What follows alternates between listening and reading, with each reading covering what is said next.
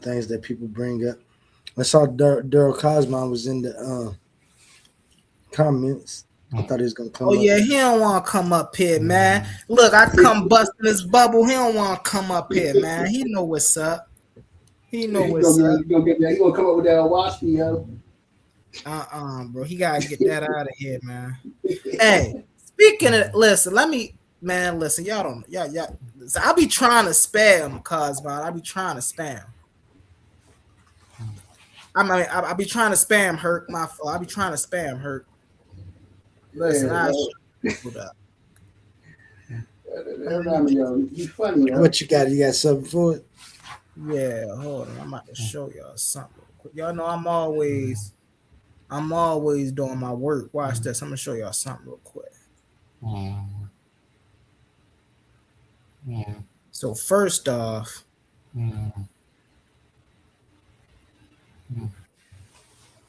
hold on.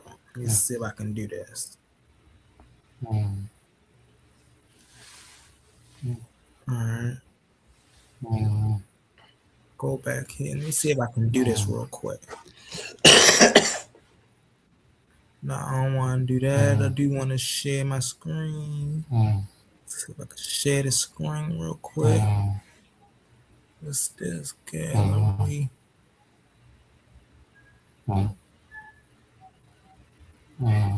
Yeah, no. I can't. That's crazy. I can't do this one. Hold on, cause I want to show y'all. How am I gonna do this? Hold on, that's okay. Oh snap! It's my fault. My fault. How am I going to do this? Let me see if I can do it this way. Let me see if I can do it this way. Oh yep. Hold on, they done messed up. Let me show y'all something real quick. Show him getting beaten up by what's that humble. See this right here? Listen, I always study my opponents, man. Always study my opponents. Watch this. I got more for you. Just to show you I ain't playing around. Hold on. That presentation he did the other day. Look at this. Be careful. You see that? The philosophy dudes be ending people's careers, man. You gotta watch out for the creative game. Bro, creative game, terrible, bro. They got to get out of here with that. They gotta get out of here with it. Elder Hercules. Elder Hercules. That was a joke. Yeah. I ain't even gonna spoil the fun, bro. Like, yo, they don't. Listen, man, y'all don't know. I ain't even gonna spoil the fun, man. Y'all be like, man, I'll show y'all some stuff. Y'all be sitting here like, hey, yo, what? How many points you gonna bring out? What's your? Listen, man, hold on. Let me see something real quick. Humble, you really comedic. You really comedic. Right? Like you roll with comedic spirituality over everything. I say religion now. Notice there's spirituality. Yeah. I rock with the comedic science and culture and tradition. Would I say that I am a representation of the comedic tradition? No, not at all. But do I have great respect for the comedic tradition? I absolutely do. I wouldn't say that. Living way that you believe that? I believe in what? those ways, in ways of the comedic tradition. I would take yes in the original form, yes.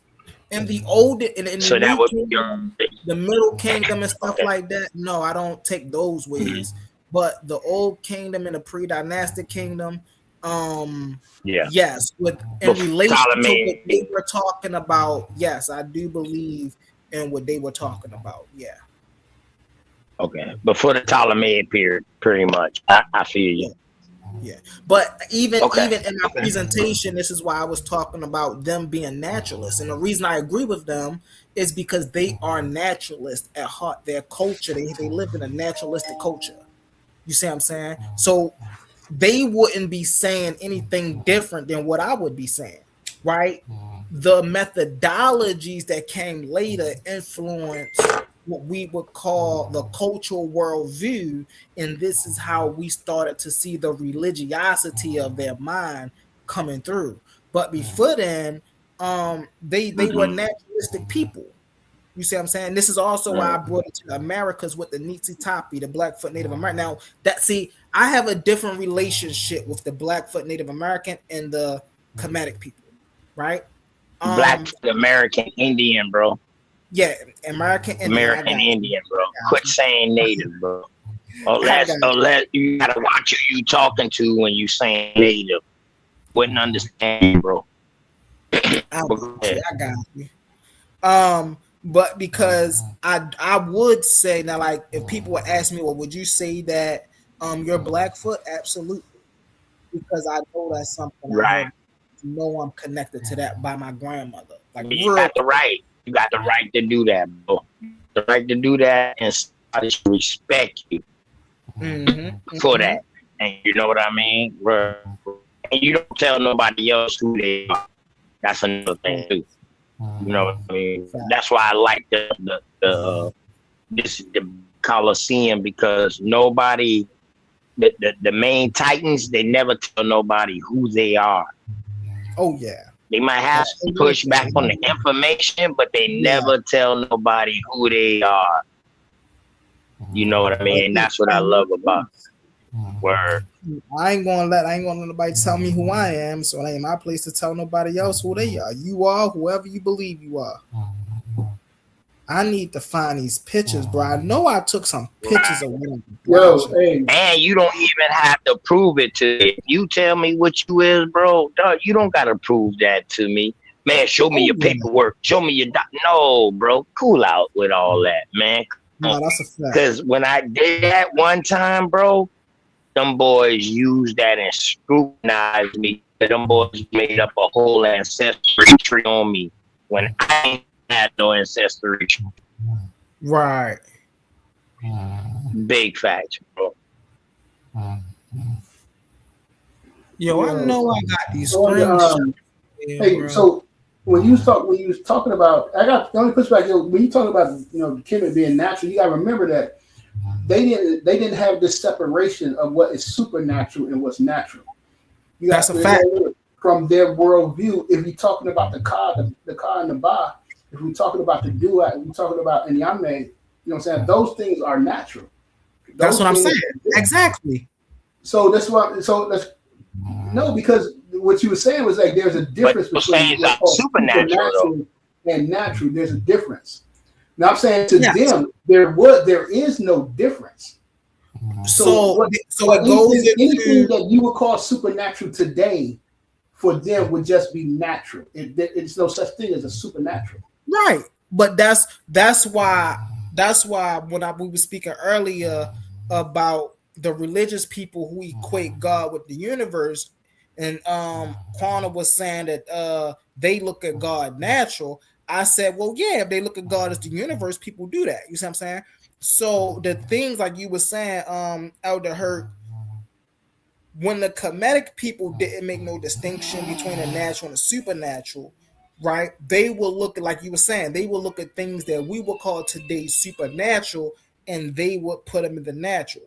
But that would turn into metaphysics. Now, see, metaphysics is the branch between what we call natural and supernatural, right? Because it ain't supernatural, right? But it's beyond the physical.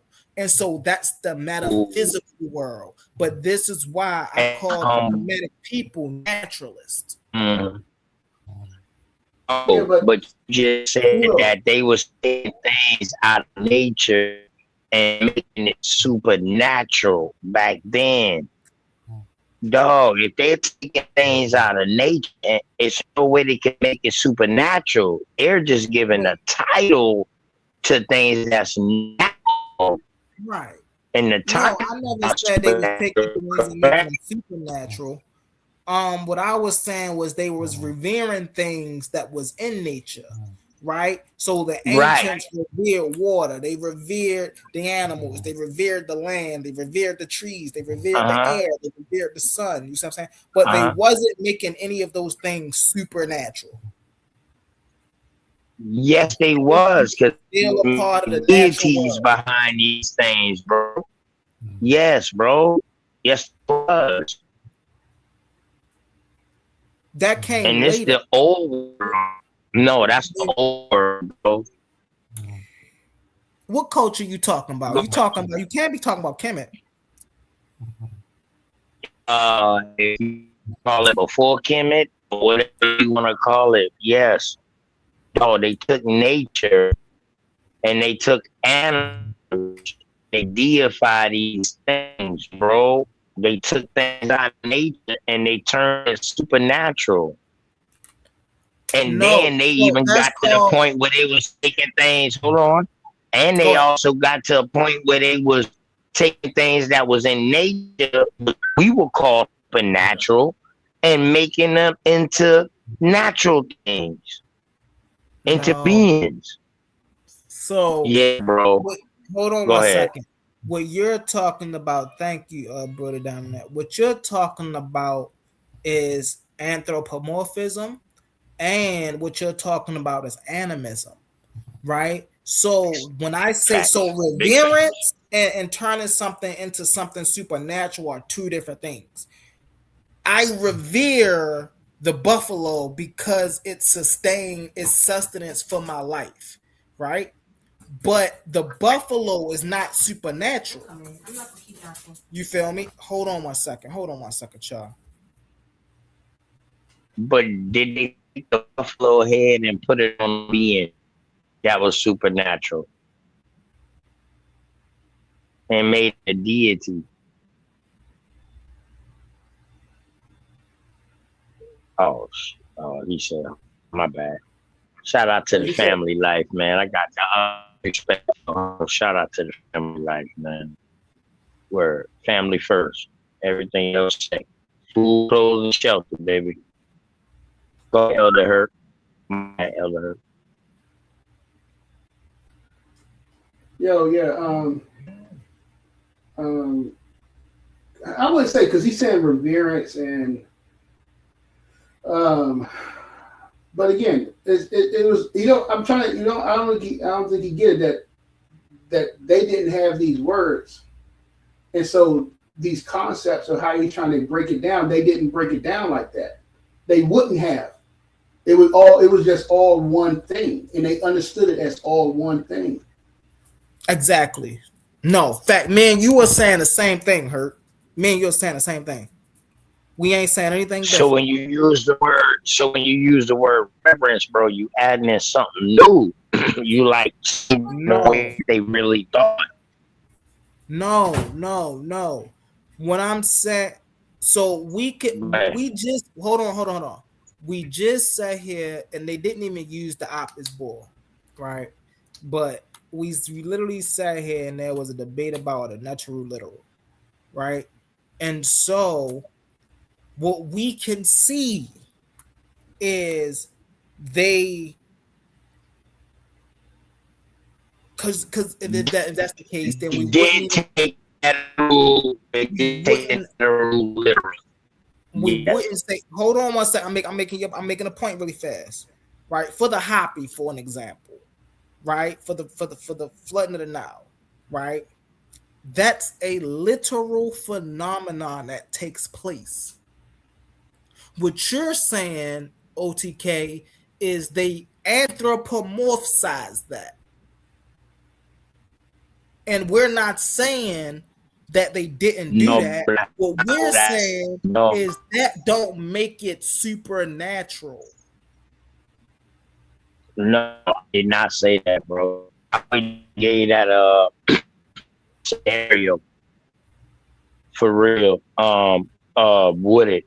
What I'm saying is, and you say it wasn't the old kingdom. So Now go back and do some more research. You say I came later with that, so that's why I really went quiet, because I said I'm gonna do some more research on it. But I could have sworn that Old Kingdom, they took things literal, like their deities literal. Like, you know what I mean? No, they wouldn't. They wouldn't have done that. I mean, you got to remember that when Kemet was founded, this whole belief, the whole spiritual system was already in place. It was already in place. They when we see it being put on the walls, that's when they, you know, it wasn't founded. No, it brought different religions together. United Kemet, Upper and Lower Kemet, different aspects in. No. I'm sorry. So hold on, OTK. Hold on, real fast. We had belief systems, but it was belief systems getting united at this time. No, so OTK. With Nama, correct? No. The Kemetic tradition is a Nile Valley African tradition, right? Which means it wasn't exclusive to just Kemet. To Egypt. Okay. It went all the way down to Sudan, Nubia, and all that. This is why we know. Okay, during the formulation of Kemet, right? They already had that tradition. Mm-hmm. From south on up. Okay. It's a Nile Valley tradition, right? Okay. Yeah. That makes sense. Now you're talking about Nubia, Kush, Sudan, and all of that is coming up from the bottom on up to Kemet. Ethiopia, I got you. I follow you. Respect. Yeah. A lot of that stuff come from because it's coming from the south. They all coming from the south to on up. So yeah, we see that. That's why. That's why I was saying it was already in place. It just got written down. When they had a chance to write it down. And this is why we can debunk. Because you know how a lot of people like to. They because we can see the transition of information in history, and a lot of the information that got transitioned in history came through a way of conquering, right? What's so interesting about Kemetic tradition is the fact that we can trace it back to the earliest roots. So when people try to say, "Oh, well, how we know Kemet just didn't inherit it or take somebody else to that," we know that because we know these very people had this tradition before there was even a such thing as a Kemet. So that was tradition of multitude of traditions. I would say, yeah. It became a conglomerate, that like you got people that you just coming together, you know what I'm saying, and they combine their knowledge. Okay. So all we can say is that the people of Kemet, the people of color, and or non-color. They could have been a mixture of both, right? No, they was most definitely a people not of in color. The beginning. Not in the beginning. Yeah, it was just black. Yeah. Hey, you don't want the scholar police to come through here, Elder Hurt. The who? You know who the scholar police is, don't you? Who that? The scholar police. That's Unc the scholar police, bro. You say they black, man. And that's my dog. He be waiting for somebody to right. Egyptian black. You jump on something that's already been proven. Right.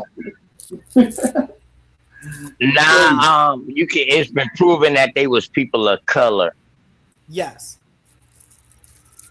But black was not incorporated. Hold on, let me ask y'all this.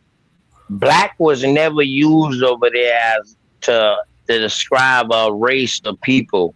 Black was used over here to describe a race of people, correct? Yes. I would disagree with that. Hold on. Hey, Hurt. Go ahead, Hurt. I'll let you hear you. Go ahead, Hurt. Only because I mean now only because now Abadele Kambon he's proven that that they united on the fact that they were the same phenotype, and they had they was looking at each other as the same. All right. Whoa. This is new, Phenotype. This is new Yeah. Phenotype is looker shit. You gotta drop that in my back chat, Hurt. You gotta drop that on me on Facebook, bro. I need to read listen. Hey, a phenotype is looker shit. That means I can look at somebody and say, man, you look like these people right here, and I can classify you as them. This is what happened in America, bro. To us, to the American Indians.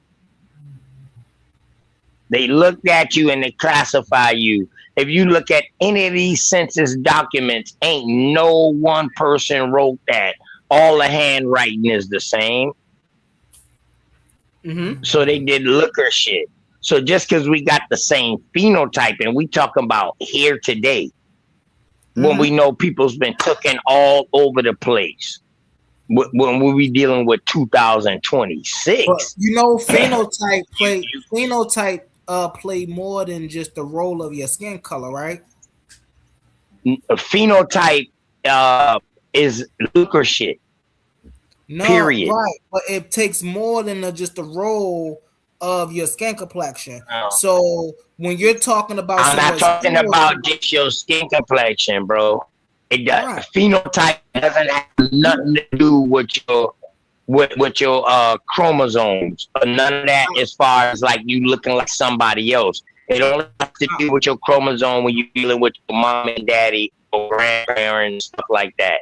Somebody your immediate bloodline. I'll give you an example, TK. So the thickness of lips, man, dog, we already had that. We had Olmecs over here, man. Come on, bro. Come on, bro. The Olmecs did not come from Africa. They did not come from Africa. They was not made by no African. Nobody did not come from Africa. They didn't, and nobody from Africa made that, bro. That was some they're from banger shit. That was some Pan-African. All right. Hold on, OTK. Let me get it out. No research to back that. Hold on 1 second, because here's the thing see, you jumped the gun. And I'm gonna tell you why you jumped the gun. Because bro. The lip classification, while it was classified here and over in Africa, right? When you look at the lip, hold on. When you look at the lip classification for here and the lip classification over in Africa, they have two different classification, bro. Hold on, watch this. Now let me go back to making my original point, right?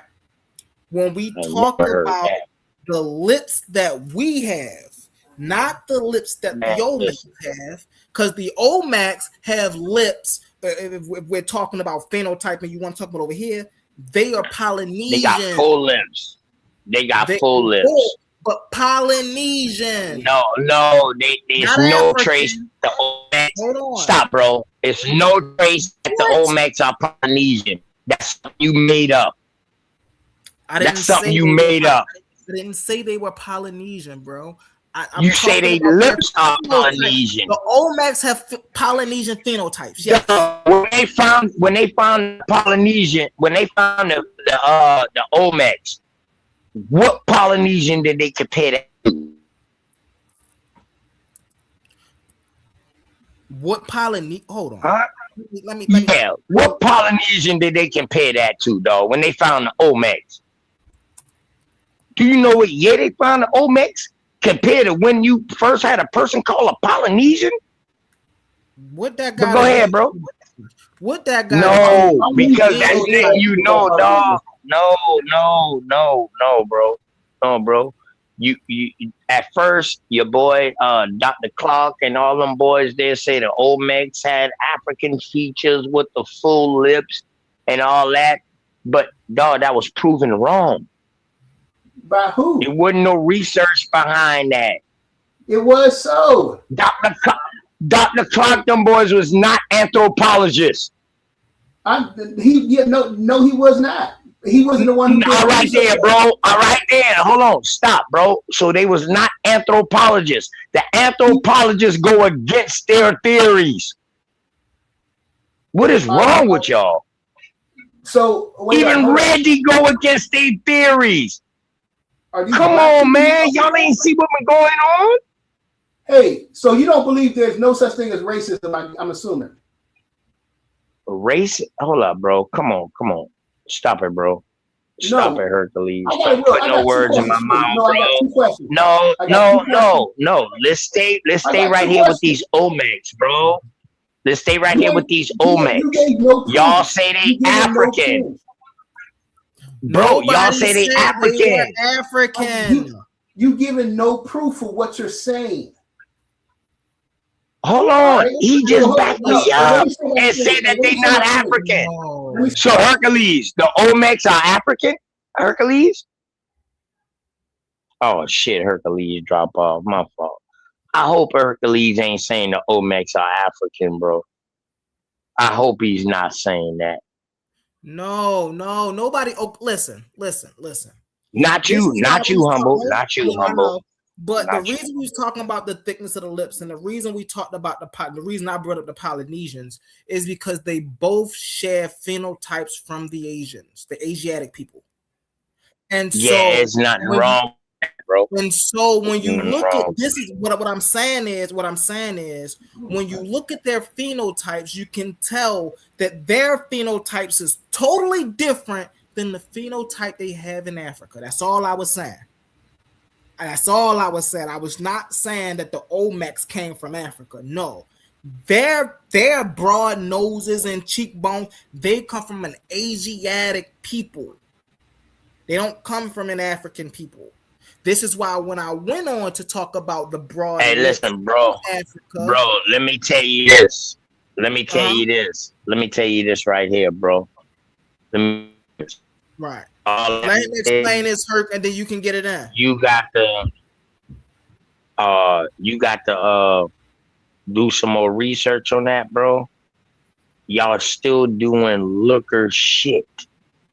We got to do what really happened, bro. What really was going on. We just can't do looker shit and say somebody looked like this from their full lips. What I'm telling you is, dog, this is what got the American Indian reclassified. Looker shit. I see what you're saying, bro. But that's all, bro. That's all I'm saying, bro. But you can't discount. Here's the thing that you can't discount either.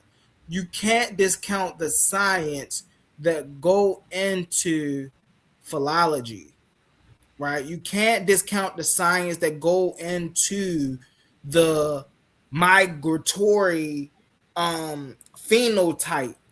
Those are theories. You can't do that. Those are all theories, bro. The only real migratory story that's proof is the ones that really migrated. That's on documents. All this other migration story, dog, that's all theories, bro. It's no proof of that. Wait. All right. So come on. You said some that actually migrated and some that's theories. Which ones do you think that actually migrated, and which ones do you think that's a theory? We know the ones that migrated because they was documented when they was coming across. Where not all of them was documented, but we know. We talking about war times with other countries, dog. That's your great migration over here. Migration happened way before that, bro. Not on this level, bro. No. Yeah. The level of the wars, bro, that people migrated here, it was. Yeah, y'all talking about two different times. Yeah, y'all talking about two different I was telling him, you know what I mean? But we can get on the same time period. But I'm telling you, this is when the big migration started. Though. It wasn't no people migrating over here like in the early days like that. They wouldn't come in huge numbers, bro. Okay, yeah, okay, yeah. Go ahead, Master. Go ahead. So that's the thing. When people say stuff like that, one of the questions I always ask is that if Black people were able to build pyramids, construct a pyramid to stand for 4,000 years, you seriously think they couldn't find a way to navigate across the damn planet? Seriously? And I find it interesting. If black people they never come here from Africa, especially during the ancient Egyptian times, then how come they never said a map? I know that you're not saying this, but I'm just saying, how come they found I a never map? said that. I know you didn't, but I'm just making a statement. I'm making a claim. Because you said that the people didn't come from Africa. The Olmecs didn't come from Africa. And there are people out there that said that they did. And one of the proof that they did. None of them was proven. Oh, none of them, bro. Hold up. By the real people who do the research. One of the proofs, hold up. One of the proofs that they found that people that traveled from ancient Egypt over to the Americas is they not the spear. Can I say? Not can I the finish what I'm spear. saying? Let me finish saying what I'm saying.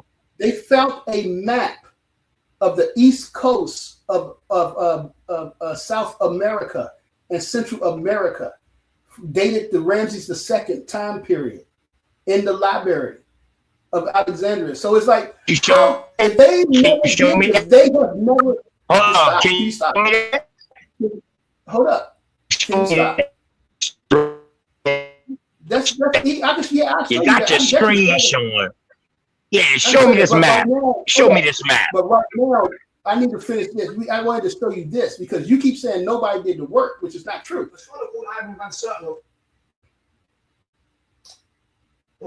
One called They Came Before Columbus, and one called Early America Revisited. And both of these books, particularly the first one, received a lot of criticism and a lot of praise. It was a very polarizing work because he suggested that Africans sailed to America before Christopher Columbus.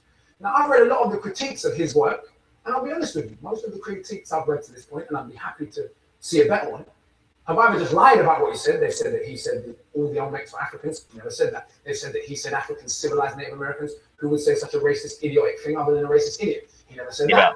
He never said Africans founded Olmec civilization. These are all things that people said he said, and even putting quotation marks in their articles because they knew people were not going to read Van Sertima's work. Once you labeled him a crazy Afrocentric black person, even though he's half Native American, didn't matter. Job done. People were not going to read his work. Then some other critiques that I've read around his work just deal with partial pieces of the evidence in isolation and say, see, therefore he's wrong. But if you view one piece of evidence in a case in isolation, you're not building a whole case. So I'm happy to see a better, more rounded critique. But until then, I'm going to present to you some of the evidence he presents in his book. You can decide some of the evidence in his books if you think the position that he's put forward is rational and sensible, not based on our bias and the ridiculous idea that Africans couldn't have sailed across the ocean, but based on actual evidence. So some of the evidence he put together. When you start following this dude after he had battled your boy, Columbus' son. The names are all up there. You can go and check the book, check his references. Who talked about seeing Africans when they got to America.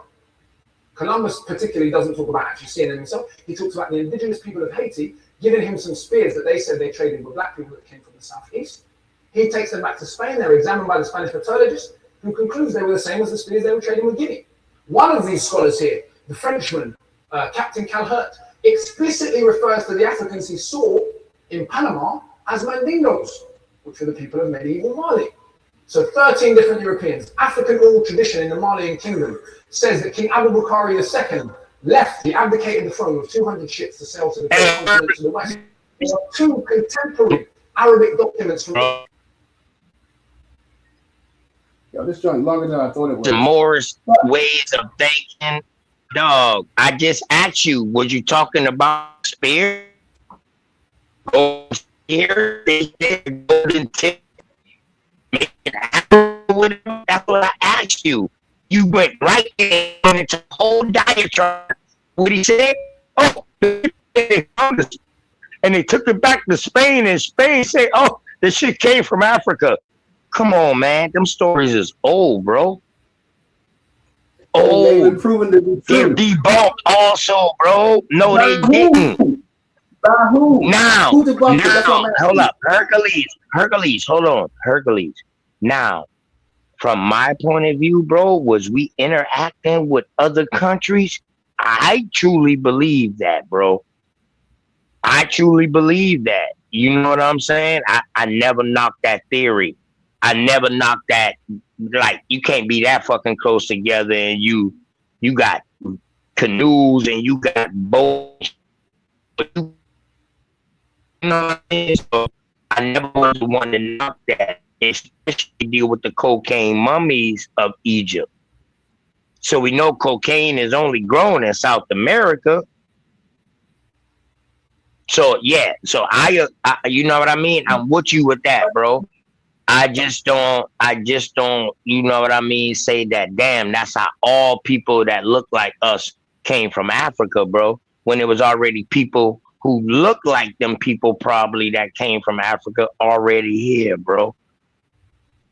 That's all I'm saying. So OTK, you don't follow the out of Africa theory. Wait, they not going against what you're saying. They just saying some people came from over there over here. There was people already here, and more like they probably all looked alike, but still you had people that traveled from over there to over here during that time period and lived amongst them. Or before that. Yes, or before that. So, you know what I mean? That's an open topic right there, Hercules. That's why I'm always open to that. But OTK, you know what I mean? That's an open topic. Do you follow the out of Africa theory or no? No. Okay, that's why you got it. Yeah. I believe life started everywhere on multiple places at either the same time or different times, whenever they time, but no. Everybody didn't come out of one place. Human life? You talk about human life, right? Huh? You talk about human life. Yeah, I'm talking about human life. Yes. That's what your question was about, right, Humble? Human life? Okay, hold on. Yeah, human life.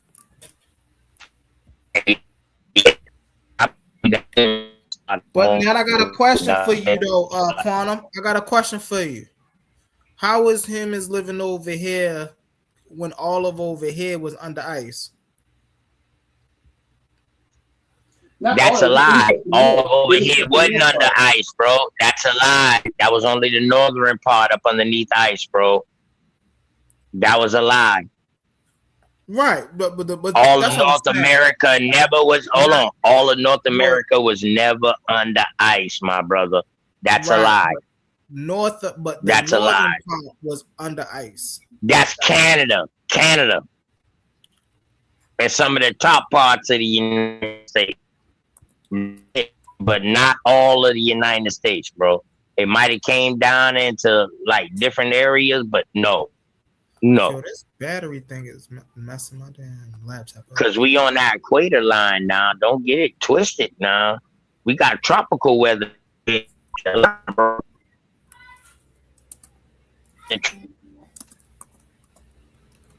stays hot here. Yeah, it was mostly in the north. But it's mostly in the north how they people came over there.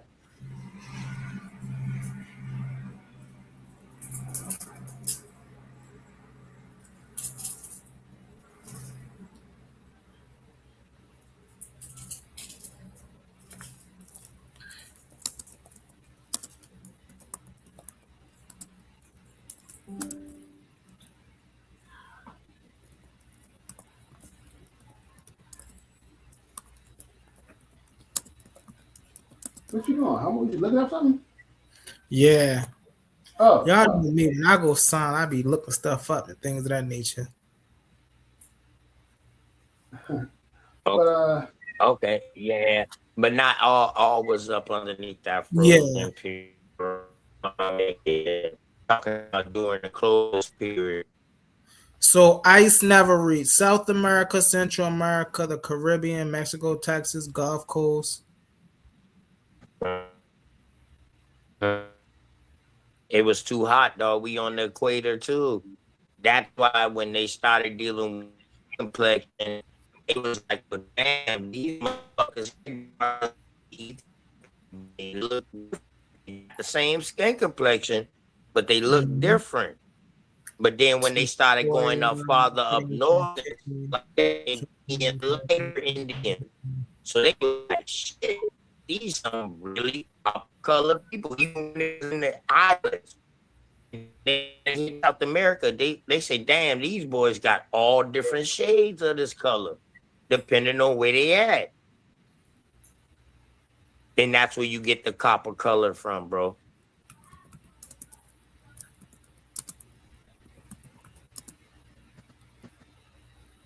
I got a Friar Lejeune, dog.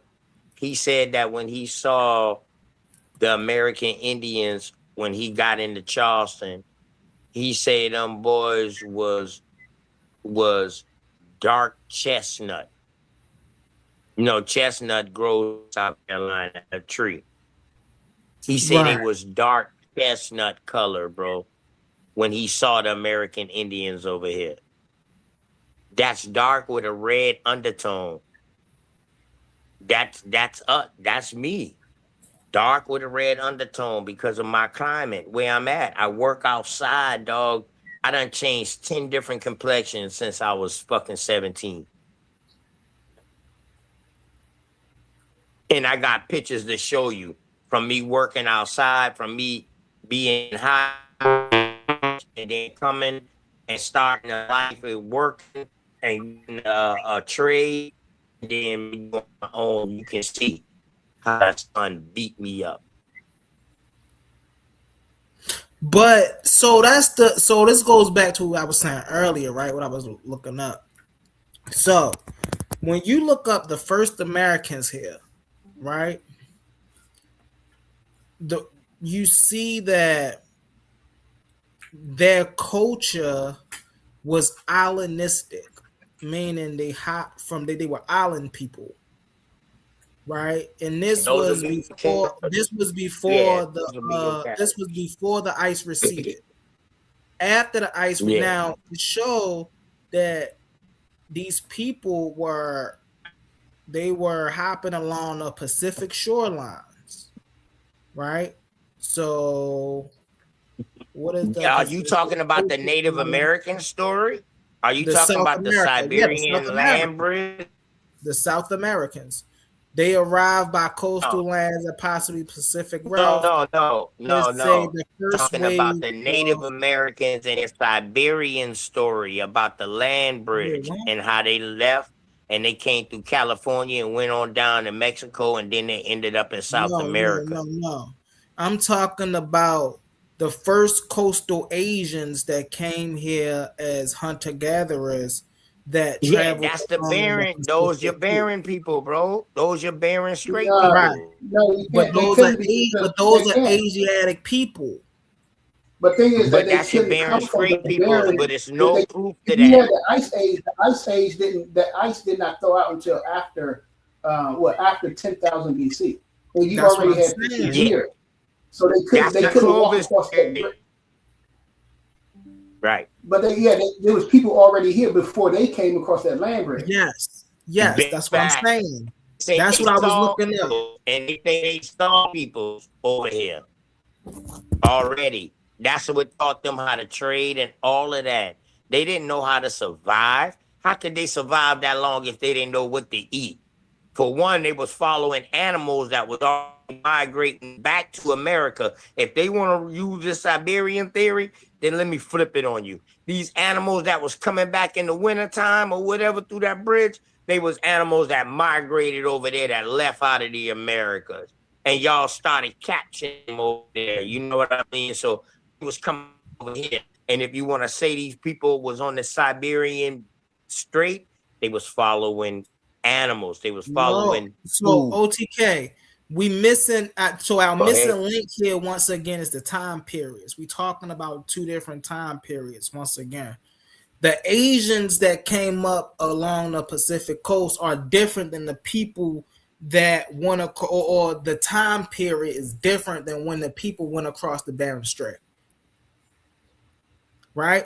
But what you see is that the first people here came from them Asian people, and them people were the people that settled here when North America was under ice, and then when the ice receded, those people crossed the Bering Strait. So this is why when people try to say that the original your people first here had time connections period with that Africa, you're talking about. What? your specific people that was coming through the Pacific Ocean. That talk about the Chinos, the Pacific slave trade, or what? No, no, no. These were What the time first period are you Asians. talking about? I Right. think So he put out like these 20,000. so these were the first Asian these were the first Asian East hunter gatherers, right? So these were hunter gatherer people who were moving up along the Pacific coast. These were the first people that moved across the Pacific coast and started to populate and occupy the southern land of America. Now, mind you, the southern and central land. Now, mind you, the north is under ice. When the north receded, these people started to migrate northward when the ice receded. So these people, this is why we keep, this is me personally, this is why I always trace them back. Let me count when I say this. I always trace them back to the early Asians and not Africans, because we can trace their migration. Their migration is totally different. And I know what Brother Mass is talking about, but those two migrations are totally different. They don't overlap or come together, any of that. You see what I'm saying? So we're talking about a little bit before the Ice Age. What you're talking about, OTK, We don't got no proof of that, though, bro. We do got proof of that. Just like the Bering Strait is a theory. Hold on, bro. Hold on. Let me finish. Just like the Bering Strait crossing is a theory. It's no proof of that, bro. Now, what we do got proof of is them boys bringing Asians and people from the Philippines and all of these islands off the Asian coast, Orientals at this time, bringing them over here. Yes, we saw this in the Pacific. That's why I asked you what time period you talking about. Now, you talking about Clovis period or before the Clovis period? There's no proof of that, bro. So you saying Big that fact.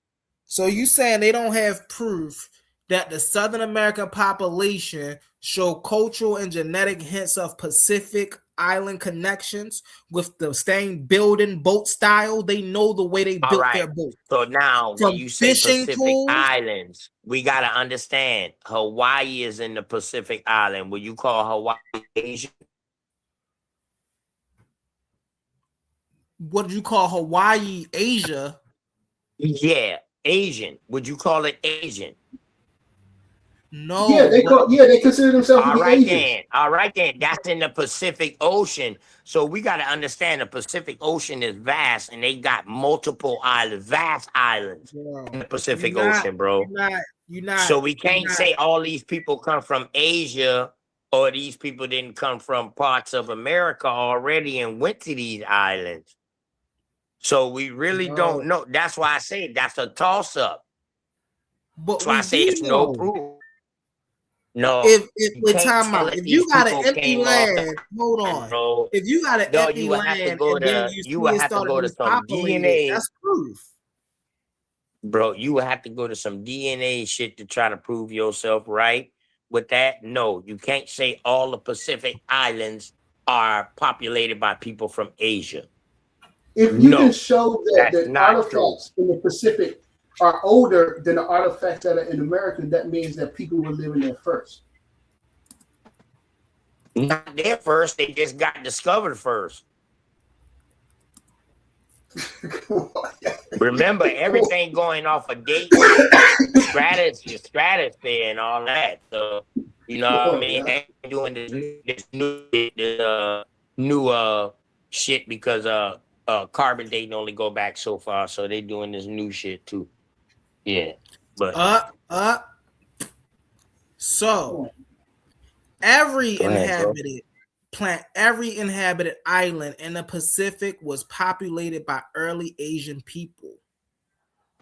Through different waves, different cultures, and different time periods, the Pacific is one of the greatest human migration stories ever told. So, yes. Yeah. Listen, I'm gonna tell you like this, bro.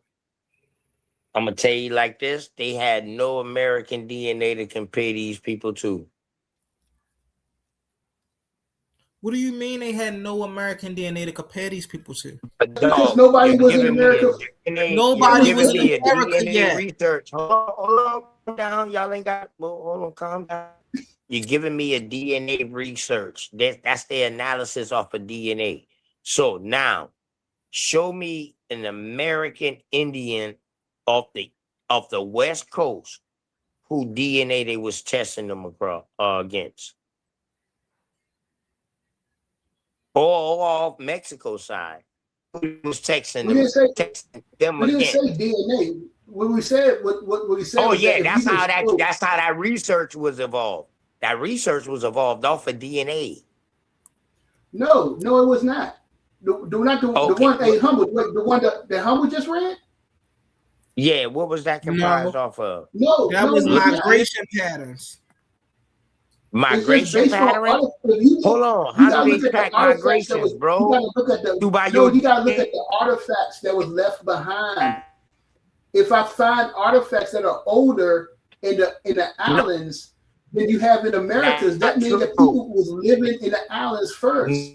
No. That's why it's theory. Okay, so when I say migration, hold on, means OTK. that, bro. That does not mean that, bro. Hold on, OTK, real fast. When I just said, he said, where was I reading it from? I said migration patterns. When I say migration patterns, what they are tracing, patterns, right. like Massa was saying, what they are tracing is the cultural remnants or the cultural left behind of the people that were there and where they're traveling to. Could those cultures already be there when some of those people arrive? No, but there's nobody. Listen to what I'm saying. So if I already got a culture and you from a place and you got a culture, up in the same place, you come the way I'm at. Our culture intertwined. How can you say culture that you see today came from one culture and not both? Because how do you determine that? One culture wasn't there until the other culture got there. Not true. That is because true. They documented, bro. You're saying that because you do know there was a time period when the Americas was uninhabited, right? Americas was uninhabited. Unless you're talking about when Africa, when all the world was uninhabited. Humble, you forgot that he believes that people originated everywhere. Right. So they wouldn't have migrated. Right. That's why we talking about migration patterns. Hold on. Are all these migration stories from other countries to America? Are they theories, bro? Are they theories? All of these migration stories from America back in the past. In the past, bro. Hold on, Humble. I'm saying in the past, Humble. Yeah.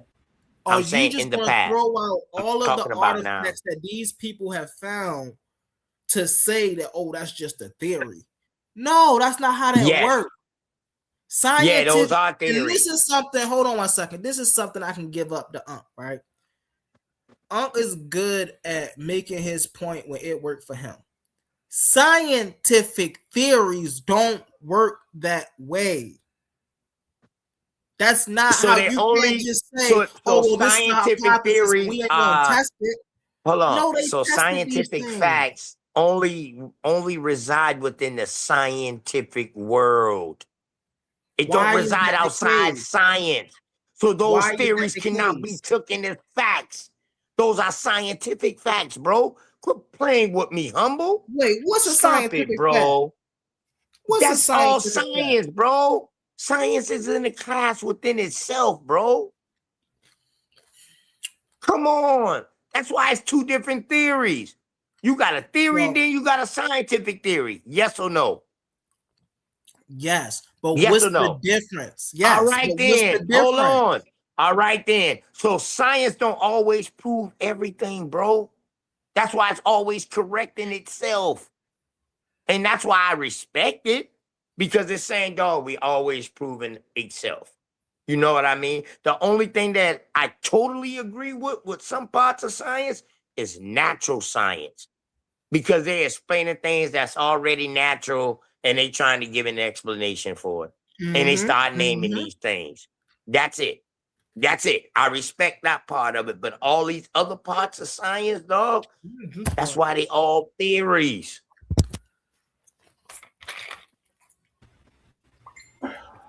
Man, but the point of the theory is that it's something for you to stand and have a foundation on.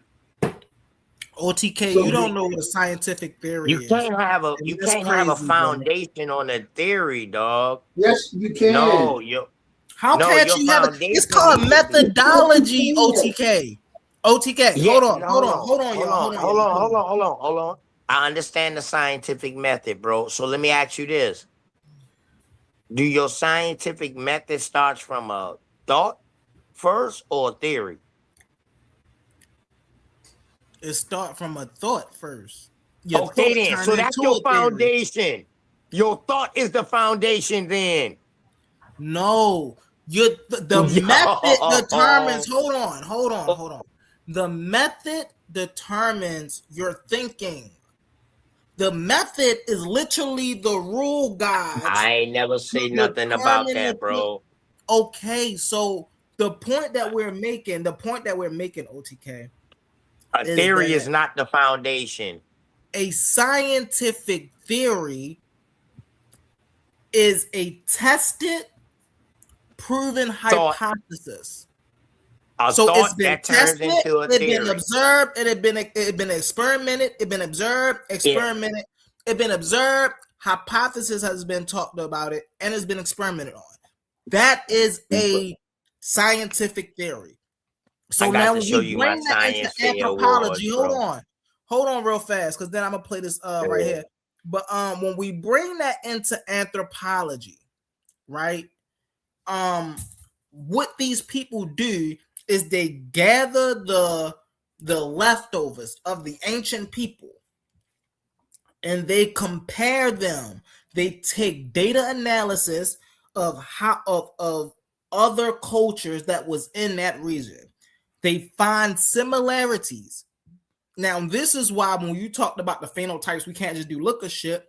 There's more that goes into typology. Excuse me.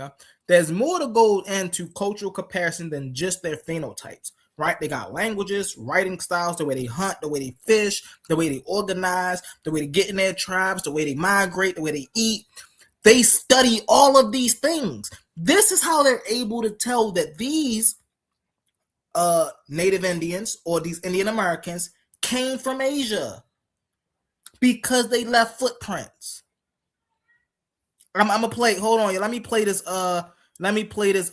Commercial real quick, y'all. Shout out to A1. Let's get it. History isn't just written by the victors. It's buried under layers of tradition, bias, and comfortable assumptions. But what happens when you strip away the tradition and let the evidence speak for itself? Welcome to the front lines of historical analysis with your host, Ben Eaton. Join us at the Coliseum of Arguments for Data Over Dog. Hold on. A1, I don't think it's up here. It's up there.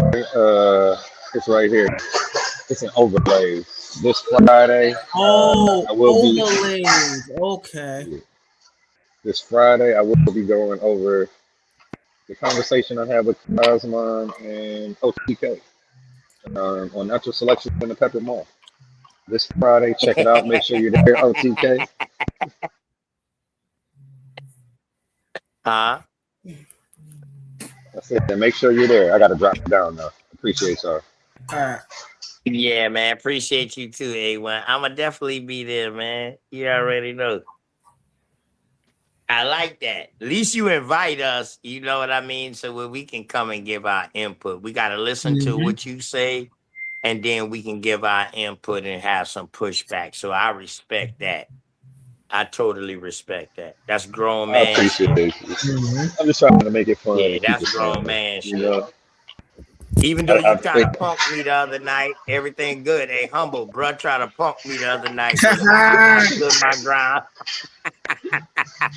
I stood my ground, humble. Shalaki. All right, so I gotta drop down. Halito, my dog. Halito. Hey, where Cosmo at tonight, man? Hey, hold on now, man. Hey, mine now. I make a phone call now. You know, hey, listen, ain't one no like with me and Cosmo up here together, man. Hey, we man, body bag Cosmo people like here, for man. real, bro. I heard him talking. We done body bag everybody who been up here. We done body bagged them. I heard Cosmo talking about naturalism. We need him to get up here and define and back. That's what the O is. That's what the O is. The O is natural. It's talking about the natural life. No, man, that's not what your man's is saying. That's not what your man's is saying. That's why it's not a religious book, bro. The Owaspy is not a religious book. Cosmo, Owaspy is a religious book. No, it's not, bro. So why got it don't take belief? Why you got angels in it then? Why it don't take a belief? Hold on. Why do it got angels in it? All right, but let me ask you this. Bro. So, your grandparent ain't never prayed to her mama for wisdom or nothing like that? And she said, oh, my mama watching over me. Is that not an angel? No, that's a real being. No, y'all ain't going to do that. Whoa. But she's dead. Bible say her mom is dead. No, bro. Don't make me pull up that Owaspy Bible, bro. Don't make me pull up that Owaspy Bible so I can show you. Man, so why the Owaspy Bible got abracadabra in it? As soon as you open up the Owaspy Bible, it say that these are the words. It say these are a list of words that are unusual to the reader. The first word up there is abracadabra. And what do it use when it say abracadabra? What do it tell you about abracadabra when it used the word in the book abracadabra? It is a prayer. Come on, it is a mystical prayer. This stuff is religious, man. What year did abracadabra become a prayer? Was it before the Owaspy or after? It was in the Owaspy. I don't know. Was it before the Owaspy or after the Owaspy?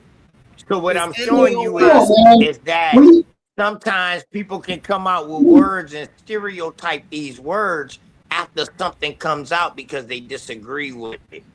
But whether so you saying it don't contain abracadabra come out? So you saying it don't contain any new revelation? Come out? It don't contain any new revelation.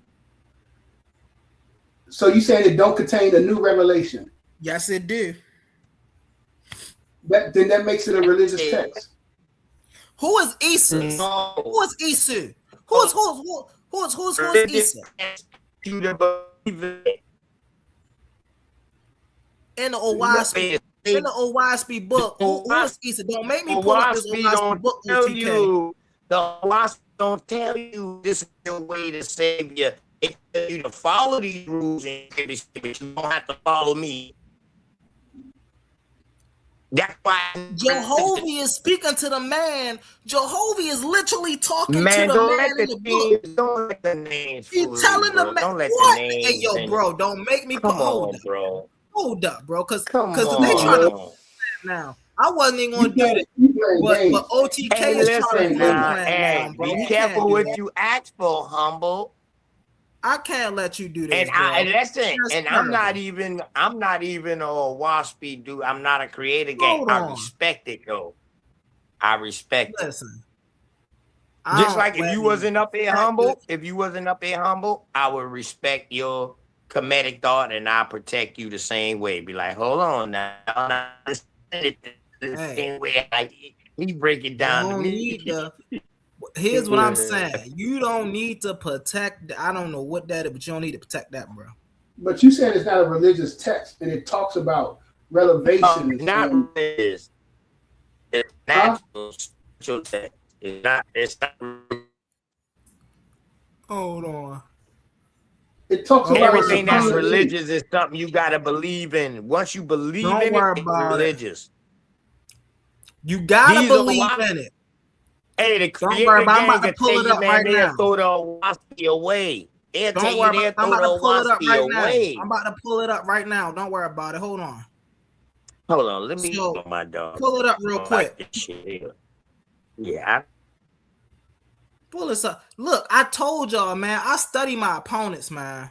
I don't just do this for play, right? So this is the Owaski Bible. Let me go up. I got some screenshots. I was trying to show y'all the screenshots without even going to the real Bible. But let me go all the way up here. The Owaski Bible, right? Owaski, a Cosmon Bible in the words of who? Jehovah and his who? Angels, right? Ambassador angels, right? By John Bailey Newborough. It say the Cosmon Bible in the words of Jehovah and his angels, supernatural, by John Bailey Newborough. Now let's get down here, right? Watch this. Hold on, it's a table of contents. Watch this.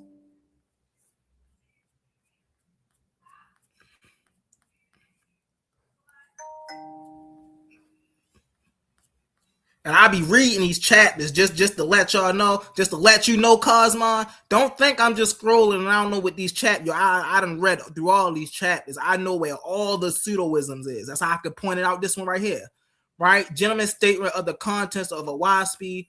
No, where's the So this is the books. Watch this. No, this is crazy. Watch this. General statement of the contents of a WASP. The Book of Jehovah gives a general idea of creation of man. A general idea, right? So you gotta now believe the idea in the creation of man, right? And of vegetables and animals, life on earth. This is a creation story right here. This is a creation story. And inorganic inhabitants of the earth to your atmosphere. It say, watch this. The book of sinners, the son of Jehovah. This Jehovah got sons? The book is telling you that this person, right, or this thing right here got sons. Remember, Cosmon was telling y'all that it was the space and it was inseparable between the seen and the unseen, and then it became space, and then it became matter, and then it became this, and it's letting you know that all of this got sons. Right? Let's go down. The book of Afs. I don't know how they want to pronounce that. Right? 24,000 years BK. What is BK? What is BK? What in the world? And carried down the book of Leica. 3,400 years BK. The upper books treating the etheria, and the lower heavens. You see books, you see words like heavens and angels and sons of Jehovah. This is all religious, right? Let's go to the abracadabra I was telling y'all about. Let's go. Here go right here. Right here. The glossary of strange words. Watch this, y'all. The glossary of strange words used in this book. Abracadabra, the first one. It say abracadabra was a monotonous prayer set in the form of a triangle. Is that not occultism? In short and disconnected sentences. So arranged so that it was without beginning or ending, which the person might repeat over and over and over to induce sleep or trance. This is a seance. And how are you saying this is not religious? That this is worse than religion? This is crazy. Let's find out some more words. It's all religious, man. Hold on, man. That's just a simple Google search. It said, yeah, it's a religious text. Come on, man. That's crazy, man. Watch this. Listen, man. Hold on. Let's get into one of these chapters. They got Moses in here? Moses?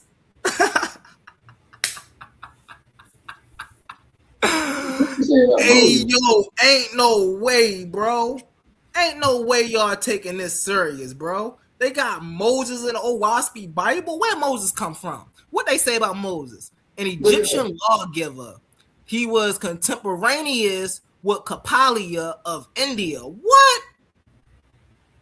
And Shan of China, living 2,400 years after Abram. Hey, yo, 3,400 BCE. Oh, so what, bro? This is what the Obas. Yo, Cosmon is in trouble, bro. Cosmon is in trouble. This is crazy. Joshu, right, like Kahu and Sebeka, was a lawgiver of subcycle rank. He was of Jewish birth and in Aisu. What? Hey, yo, is this not Jesus in Greek?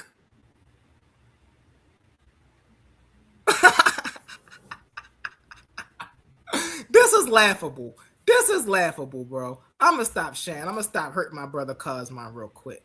You can't even get past the first page, bro. This is crazy. And then OTK going to come up and try to defend the fact that this is not a religious text. Hey, yo, this is crazy. Oh, man, that was fun. Cosmon. Don't they talk about Atlantis or something like that? Huh? They talk about a lost continent. Yeah. Lemuria, or something like that. That's kind of like Atlantis. Like it was. Yeah, it was like an Atlantis type joint. Hold on. Give me a second, y'all.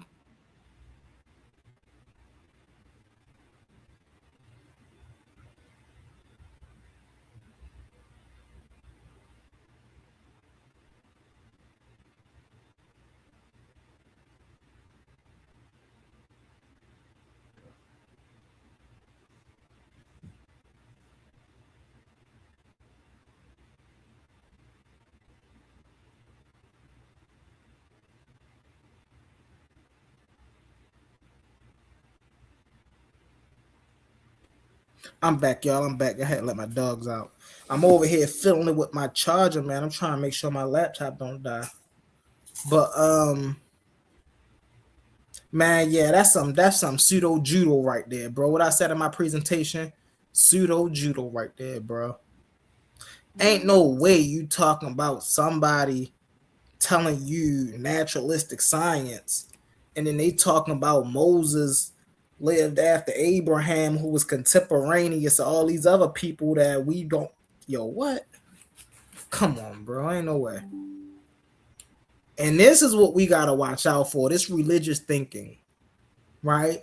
So I think I was talking about this in my presentation as well, when I was talking about people who actually, because Brother Quantum asked me about it, people who want to separate from the religion but keep the thinking of the religion. So they'll try to fuse it with naturalism, right?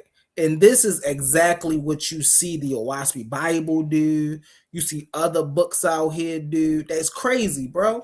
It's crazy. Yeah, man. Oh, hey, yo, not Moses and Owaspy Bible, bro. That's crazy. Damn, man. But then they tell you they don't believe in the Bible and none of that stuff, and we don't believe in a religion. Oh, but they believe in Moses. How that even makes sense? That's just some of the crazy stuff in there, bro. That's just some of the crazy stuff in there. Yo, I'm about to hop off. I'll be back if y'all still up, yeah? All right, most definitely. All right. What's up with you over there, Quantum? Oh, is Quantum here? Quantum probably not even here. What's up, y'all? I'm over here trying to get my laptop straightened out. My charger got a shortage in it, so I'm trying to make sure it's running fine. What's up, y'all in the comments? I see y'all down there. Jay Snakes, what's up? Shout out to you, Jay Snakes. What's up, James? Aloha. What's up, Pope? We see you down there. Silky D? Was that Silky D in the building? Hey, yo, you need to hit. Oh, hold up. I ain't even see you down there. My bad, Silky D. What's up, Silky D? Oh man, it's all good. I see you putting them boys on trial, huh? They on the hot seat today. You know what's up. Man, what are they? What is it? Andrew Vanderstock, right? Isn't that's the executive director of that little stuff? Yeah, he. But they Russian or German, right? Yeah. That's German, bro. They crazy, man. How you get behind that? Yeah, that's. Nah, don't get behind that. Listen, my thing is, man, if you gonna get behind something because you tired of religion, get behind something that at least you feel comfortable in. Like, once I stopped the link, I got you. Once I got out of Christianity, no other Abrahamic religion felt comfortable for me. And so I'm like, man, I don't know, bro. It's just like when I look at a culture, I should see me. I should see people that look like me. You see what I'm saying? I shouldn't be seeing all the European people and then knowing what I know about the European people, just be like, oh yeah, man, you know, I feel good worshiping this. Nah, hell no. What type of shit is that? Especially when all the people in the foundation is all white at the top. It ain't like they're not even giving you nobody of your own. They the ones making all the rules, and everybody else, I guess, just following. Nah, see, I could see, like, definitely, like, history is crazy, bro, because I can see if I was a Christian and the KKK burnt down my church, but then God did something evil to them that made them, you see what I'm saying, burn their church down or something, take their firstborn or something. You see what I'm saying? But here I am, a melanated person, and the KKK come and burn down my church. They supposed to be God-fearing people, but they burn down my church. Apparently, God don't like black churches. And then I can't even go and retaliate. That's crazy. That's crazy. Yeah, you got to turn the other cheek.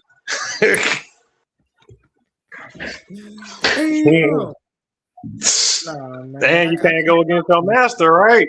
You got to love your master as if you love God. Damn, ain't that in there? That's what they say, man. Hey, OTK, why you run away when I started showing off your I actually jumped off, bro, because I told you I was gonna call Cos. I actually tried to call him, but he must be at work, bro. He must be at work now, job. Huh? Yeah, I mean, he got a family, bro. I will say this for the people at home. When one thing about them, they don't run from nothing. No, they run to it. No, that's one thing I gotta. Oh yeah, you know, Cosmo gonna come on. I'll say this about the religions. When a lot of the times these people, especially these religions, anybody that's backing a religion, and then they try to get out here and argue, and then they try to argue that religion as being global is completely ridiculous. Because it's different areas, they don't praise the same God. So whenever you say a God, you got to pick which one first. Depending on where you at in the world, they got a totally different God. They ain't never even heard of your God. You did like Owaspi don't do that.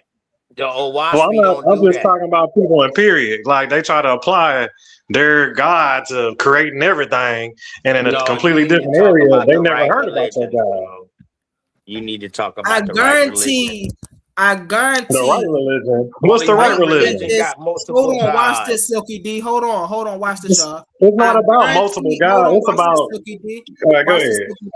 I guarantee white faithists practice Owaspi way different than black faithists. I guarantee it. It's like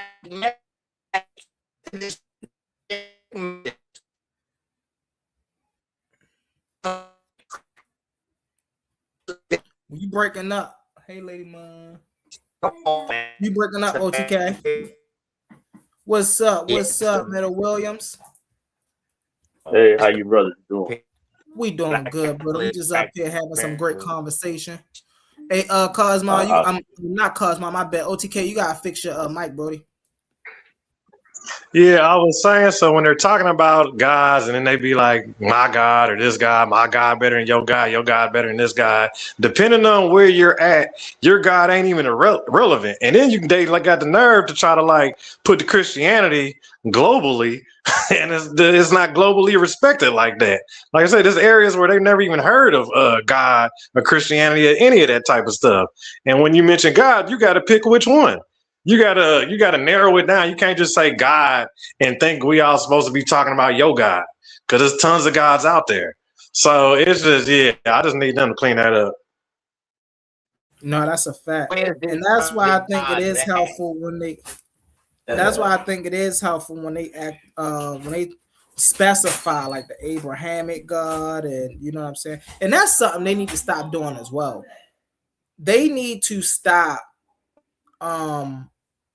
They need to stop acting like the Abrahamic God is different gods and different traditions, right?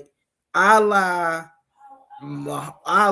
is the same as God, who's the same as Yahweh, who's the same as El. They all the same God.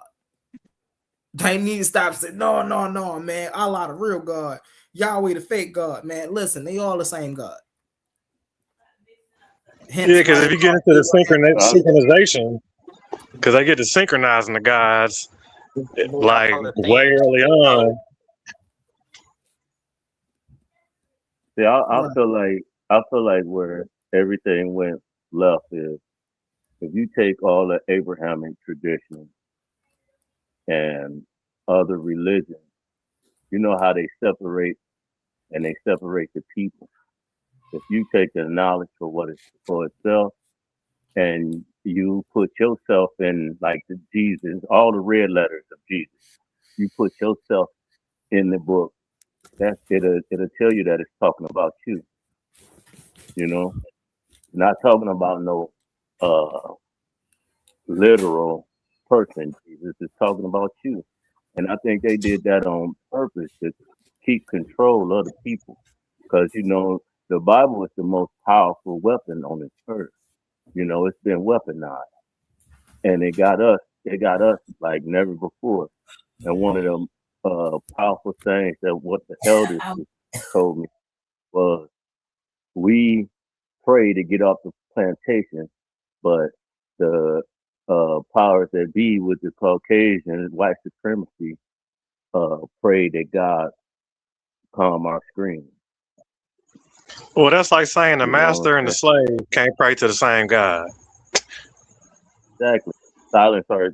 So we got an issue somewhere. You know what I'm saying? Because if I'm trying to get off the plantation, you praying for me to stay on it. You know what I mean? So exactly. Within that, we just so we go up under this dogma as if it's real. Because if you take God, for example, of all being omnipresent, all powerful, do you think God can make a stone that he can't pick up? Exactly. That question is the perfect question. Well, they saying like, if God wanted you to get the teachings, he'd put the book in everybody's hand. Like he would just boom, book in everybody's hand. There you go. Oh, look at the Bible, right? He created something that he himself was weak to, even in the Bible, right? When he was destroying the people in the townways, and then he's saying the people with the iron chariots riding up the hills, he was weak to them because they had chariots of iron. But yet still he repented himself of his own wicked way. There you go. Yeah, he did. This is just some of the stuff, man, that I'd be like, how do you read this stuff and be like, okay, this is real. Yeah. Like what? No, man. This is crazy. But then you anthropomorphize God as he walked, he talked, he hears. You know what I'm saying? He put his hands on it. You know, he ate something. And the issue is they don't know literary devices. So when they see anthropomorphism in the Bible or in any of these books, they don't know not to take that literal. But then my thing is, people with certain so-called prophets need Jesus to come down and save humanity.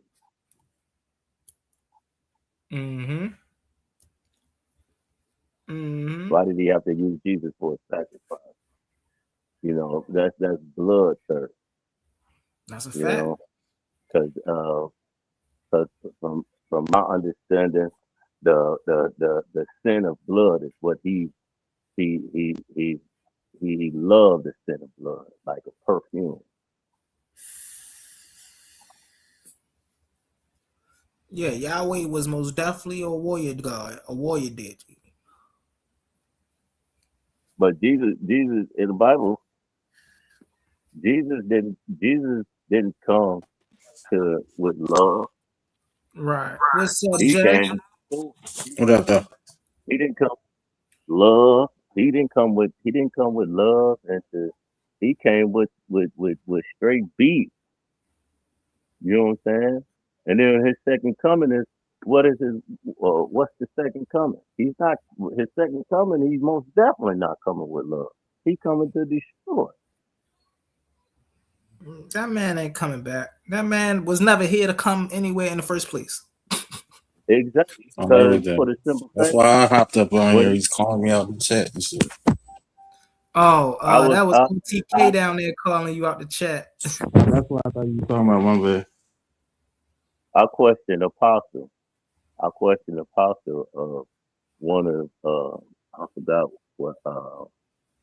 forgot the scripture that when Jesus spoke to the disciples to go to the lost sheep of Israel and go through the town, and by time they get back, he'll be gone. The second coming of the kingdom of God will have already appeared. But yet still they came back and told him what the problems that they ran into. But then when you take it to the extreme, how long do you think it'll take for them to walk through Jerusalem to speak to the Israelites? Because it's not like we going from the west side to the east side. You going through a whole country walking. That's gonna take you about a year? A couple months at least. Man, and not through a whole country. You know, they had to go through different tribes and things like that.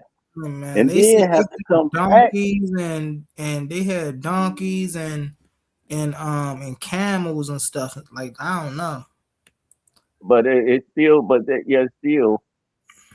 Jesus said, by the time y'all even get to the first town, the Son of Man will be appearing to the cloud. But then, yet still, when they came back, they told Jesus about the problems that they ran into. Right. So it's all this stuff is made up allegory. What up, Jay Snake? You know. What's poppin', homie? Chilling, man. Hey, you been listening to the conversation? You got anything you want to add? Not really, man. I'm really just being a spectator. Like I said, I got called out, so I popped up on here. So I probably ain't gonna say too much. You know what I mean? Okay. It's not one of them nights. I ain't really got too much pushback. You know what I mean? Oh, word. Hey, you know what I mean?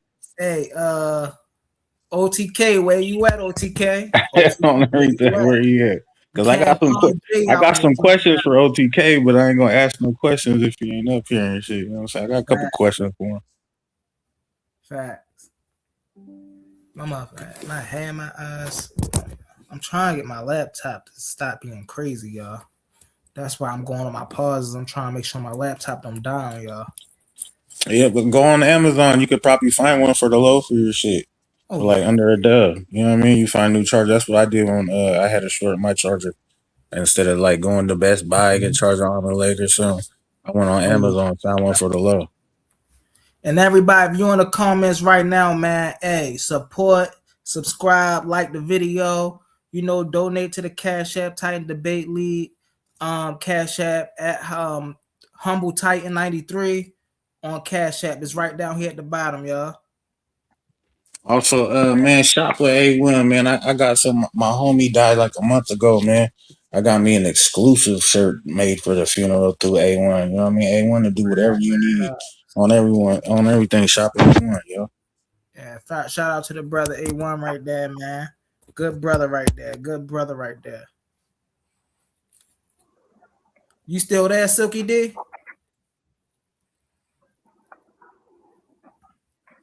Yes, sir. All right, what you over there getting into, Brody?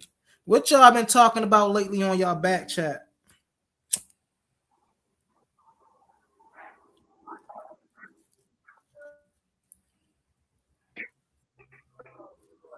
You said what, Humble? I said, what y'all been talking about on them back chats? Oh, shoot. Oh, man, we've been on everything, dog. We hammer it all out over there in the kingdom. Shoot. I was just up on going over that stuff with some of JJ information about that Jacobson Van Dyke, the dude with the retainer sacrifice and over there in Egypt and whatnot. Can you put some water in? So, I was looking through those files actually last night. We was going over that stuff, and they got literature on it for sure. The dude, he wrote a book, and in that book, I just screenshotted it and circled it. He confirms that that's what it is in his book. So, and not to mention, then I looked up his background, and he's like the forefront of the retainer sacrifice, and I'm guessing the first dynasty, or at least Old Kingdom. So he's kind of certified. You know what I mean? He got his credentials. I went over his credentials. They check out. Yeah. I always tell people when you look at the earlier, and I honestly won't even say deep into the first kingdom, but even pre-dynastic, you see it here and there, but that get abolished right away. That's not something that stayed long. That wasn't something that was looked at as a good thing or a good practice or anything. That was actually looked at as isfat. So they abolished that right away. Well, they were saying like they didn't want to keep killing engineers and architects and nurses and great good servants. I'm guessing is what they're saying. Like you're killing good help. Like say the last king, he had the best people, and then y'all kill all the people along with him. Now y'all at a disadvantage because y'all just lost a great engineer, a great doctor, a great whatever, mathematician, farmer, whatever you want to call it. You know what I'm saying? All in the admin, the whole administration. Right. What's up, Dunn? What it do, Brody? Babylon Dunn? Come on, man. Yo, mic check 1 2 1 2. Yo, what's up, brother? Hey, I'm here. Hey, I'm gonna jump in a minute. I got a little bit too much going on in my background, but I'm loving the conversation, and I'm gonna jump in a minute. Hey, what's up, OTK? Oh, OTK dropped down for a bit. He be back up here. Most definitely. We want to appreciate all y'all engagement in the comments, y'all. We about to hit y'all with another little commercial. Be right back. Attention all debate fans. You've been watching, you've been arguing, you've been picking sides. But now it's time to level up. From this point forward, all debates on this platform are going members only. That means the hottest clashes, the wildest arguments, and your favorite personalities going head to head will only be available to subscribers. You want real scholarship, you want the smoke, you want the unfiltered action, then don't get left outside looking in. Sign up today for as low as $3.99 and get full access to every debate, every moment, every knockout argument. This is Titans Debate League, where legends are made and debates get real. Join now or miss out.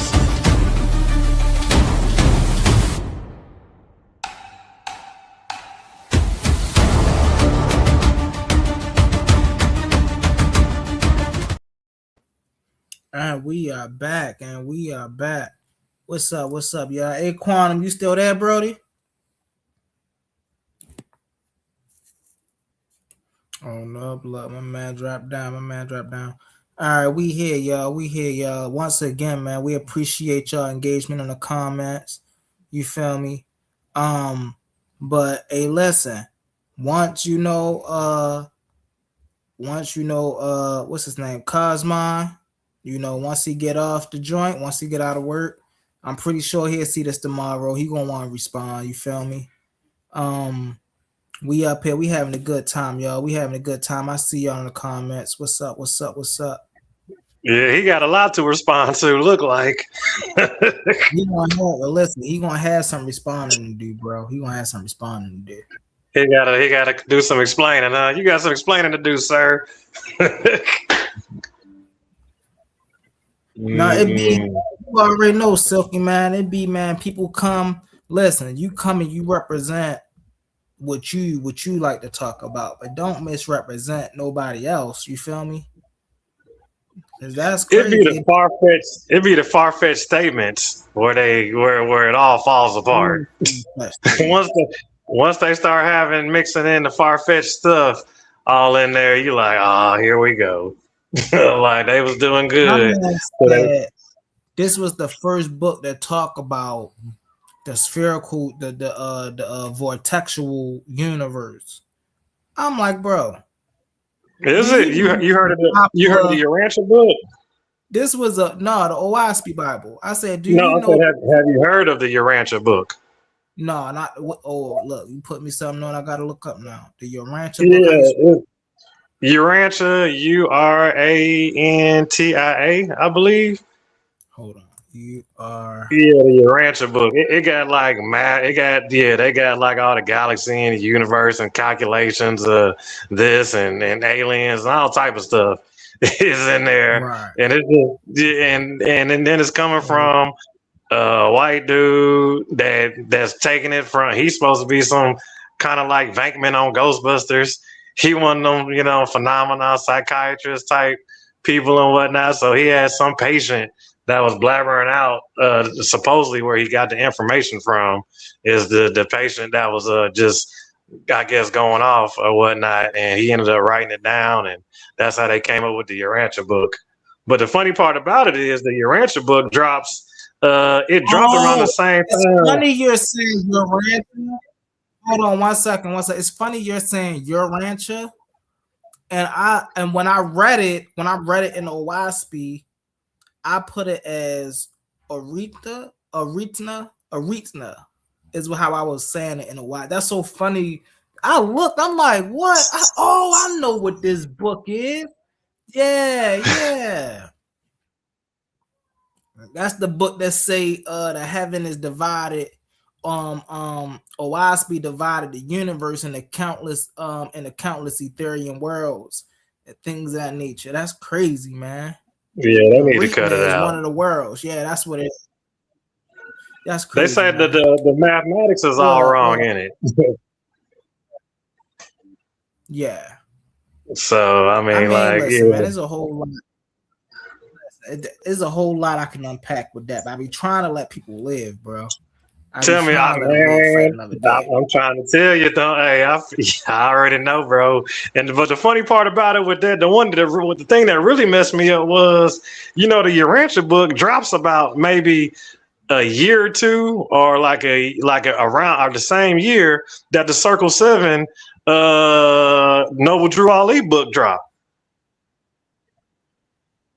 But I know, that's right? Yeah. So that kind of. But they all, that's all a part of that esoteric. That's all a part of the esoteric, all of that spiritual knowledge, wisdom. And I don't have anything against it. My thing is, when you learn about it, then you learn how to make it make sense. Right? You learn how to take you learn when you actually study these things, you learn how to take the supernatural out of it because the physics start to make sense.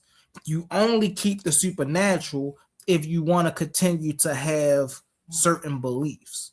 But other than that, like you can like operate in this stuff and understand that all of these have natural causes and effects. You see what I'm saying? So it's just like, but for me personally, it's the people behind the books, bro. This man been practicing seance rituals for 13 years. This is crazy, bro. And then that you want to part. come in, bro? Nah. If you get into like their background, like it's gonna be some shadiness. It's gonna if you get into it's gonna be some discrepancies. It's gonna be some stuff that's not accurate, and it's like y'all putting them on a pedestal, and it ain't even all the way there. And then it got a lot of flaws in it. Studying divination for 20 years. Wait a minute, what?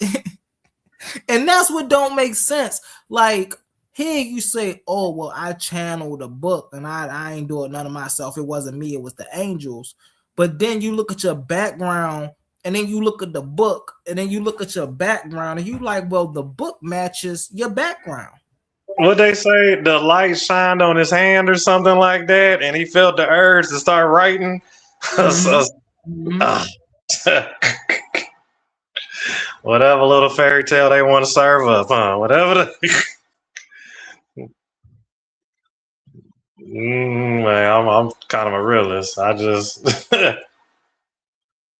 but I think the dude, he was, wasn't he like one of his people was a dentist, and the other one was basically like a Ghostbuster. I'm guessing a ghost hunter, or like what is the people exorcism type of folks, kind of like I guess they was calling them when somebody's feeling like possessed and things like that.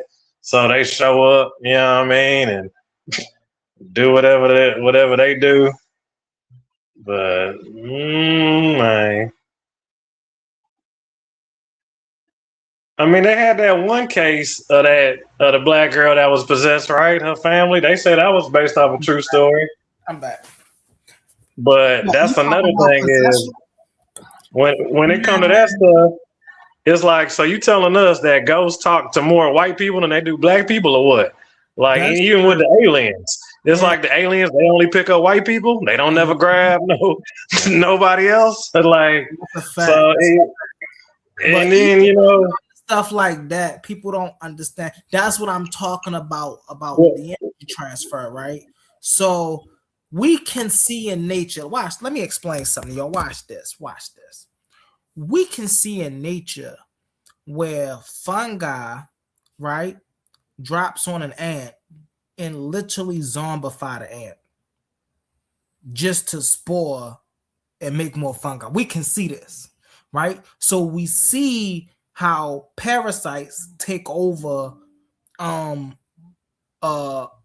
mobile bodies. So then they need a host. Every parasite, it needs a host. So that's what it does.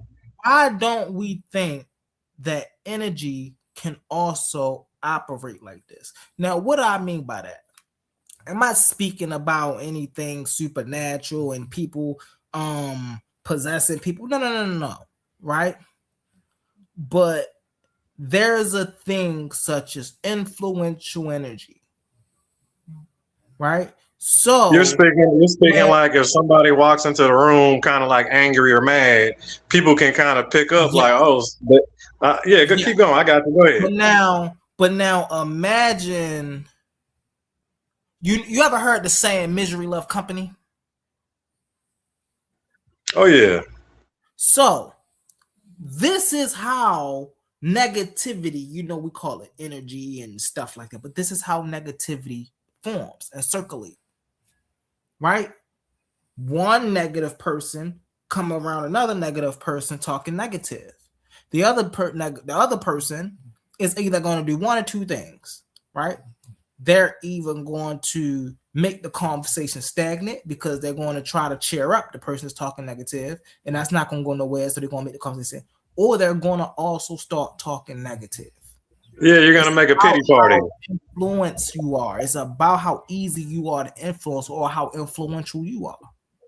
And so this is one way that energy get transferred, energy get mutated, energy get moved around.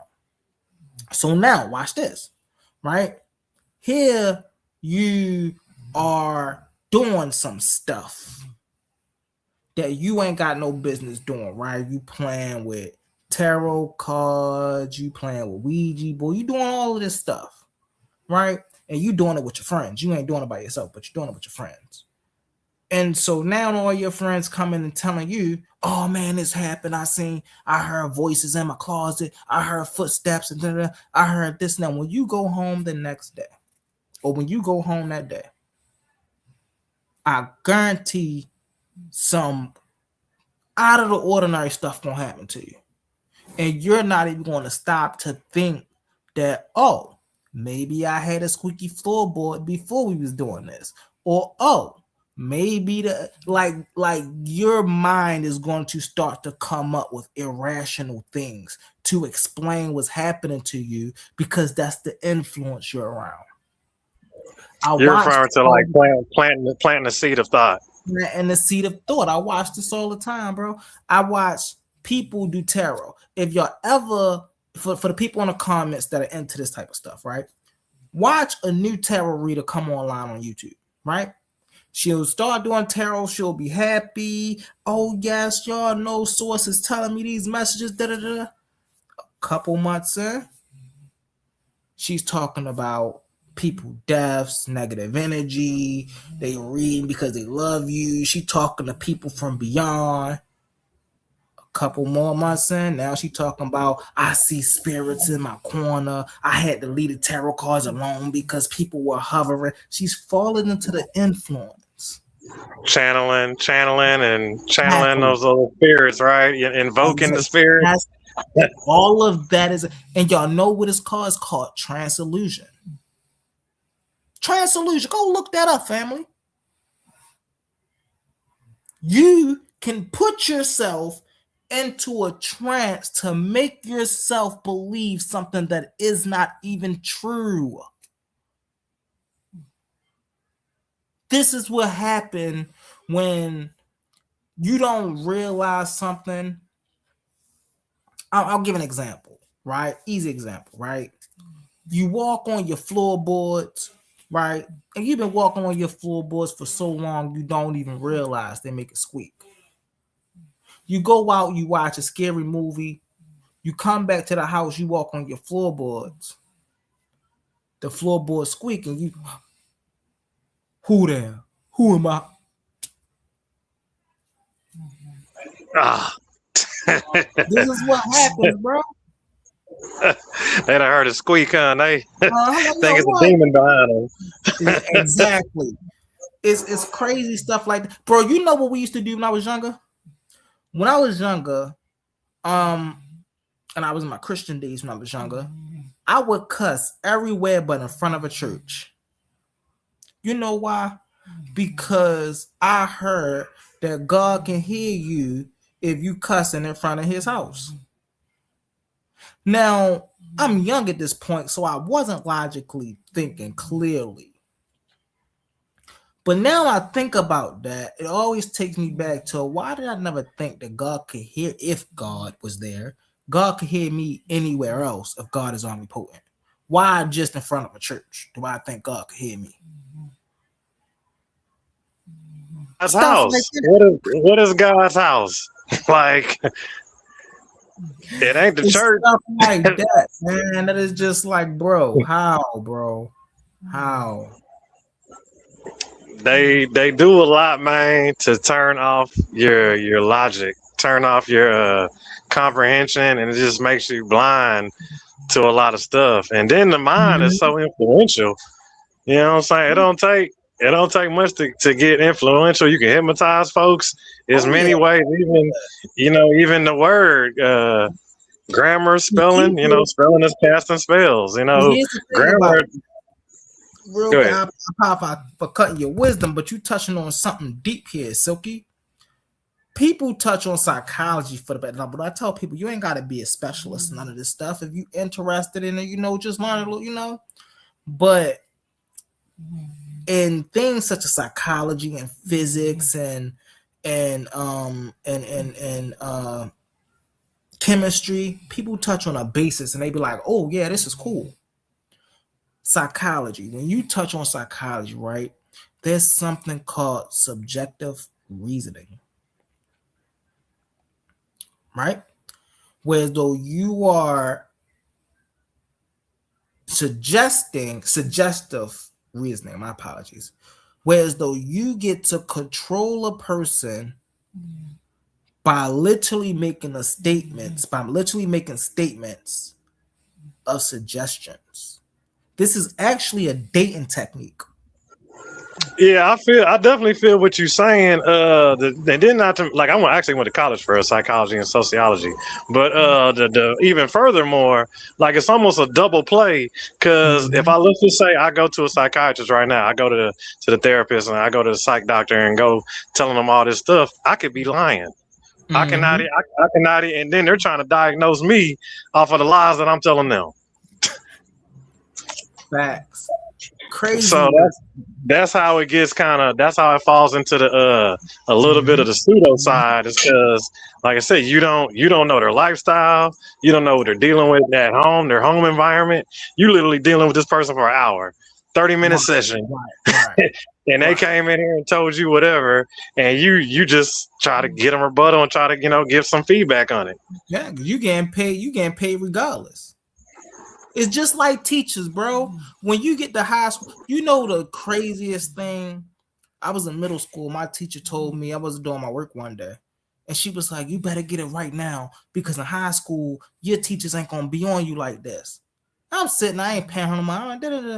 And one day in high school, just one random day in high school, I don't know why that replayed in my mind, but what my teacher did was she wrote out daily work or whatnot on the board, and she sat down and she was just sitting there on her laptop, in the whole class, we was in there for an hour and 30 minutes. The whole class we just in there doing work, and I'm sitting here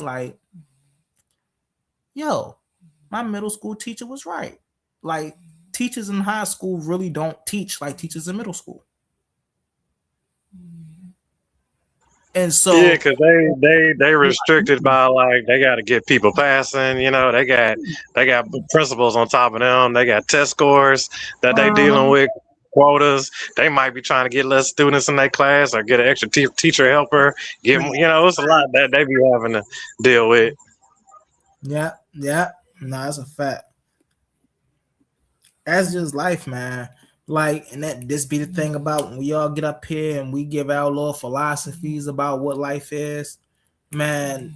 To really understand life or even get a grasp on life, I like to use the word understand, but you must become a practitioner. And I mean, you gotta actually start observing, right? Interacting.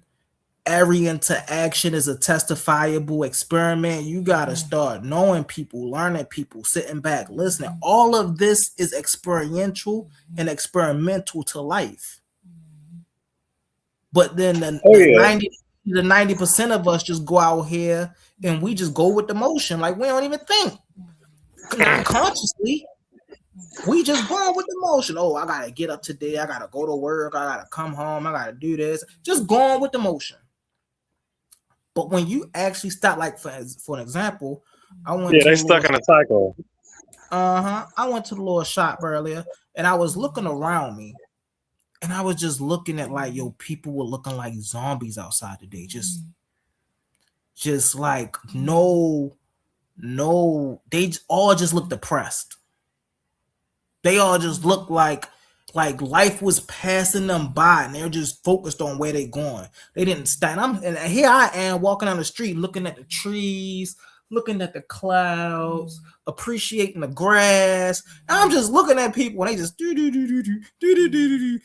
cars about to crash and shit. I'm like, hey, yo, y'all are really lost out here in the world. Y'all really lost. I kind of felt I kind of felt like that when I was downtown Chicago one time, and everybody out there was like downtown. I guess it was work hours. Everybody was walking fast. I'm moving slow. I'm taking my time. Everybody around me was like going to work, fast pacing, trying to get to their office, I guess.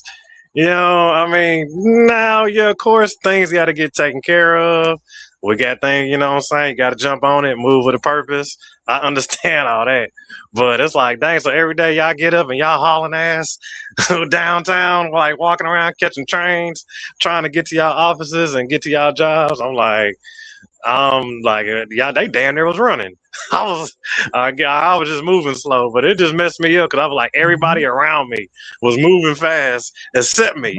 I was like the only one that was just chilling and taking it in, and they was, I guess, you know, taking care of their purpose. You ever do that and find some money, bro? You ever just be walking through life, bro? You walking downtown, or you walking to the store, or you walking wherever you walking, right? And you paying attention to reality. And then you might, man, I done found money so many places, bro. I done found money hanging off the tree, literally in a tree, just like a $10 bill stuck. You know, like when a tree make a little split, just like laying right there. Oh, yo, that's a $10 bill, bro. Oh, wow. Like, bro, when you pay attention, I definitely try to be. I definitely try to be in tune with my environment. Definitely try to. You want to sink into your environment. You want to be one with your environment. Most definitely, I completely like everywhere you need to be aware. You need to definitely be aware, be sound, and you know what I'm saying. You gotta embrace. You gotta link up with it. You gotta get on that same line with it. If not, you're gonna be offset. And that's why so many people get into so many accidents, right? You walking down the street and you hitting your knee on a step that you didn't even know was there, or you tripping over a broken curb, or you running to, man, my niece was younger. I remember, boy, she used to always run into a pole, bro. And it's just like, bro, you don't see the pole in front of your face. Like what's up with you, bro? She'll run into some branches. She'll run into a pole. She'll trip some. It is just like, yo, take your time. What are you doing? But this is what we see this. You drive a lot, right? You see this with people driving in their cars. I live in Baltimore.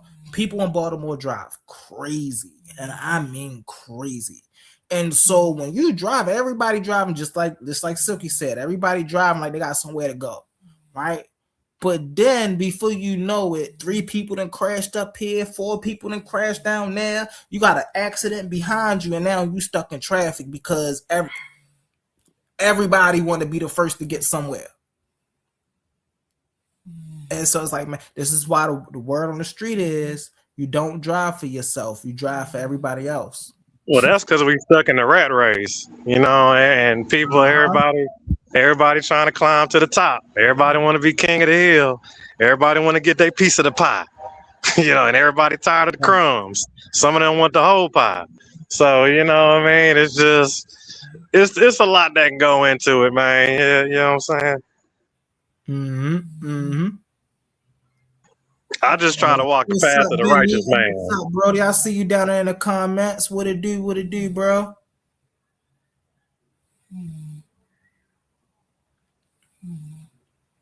Oh yeah.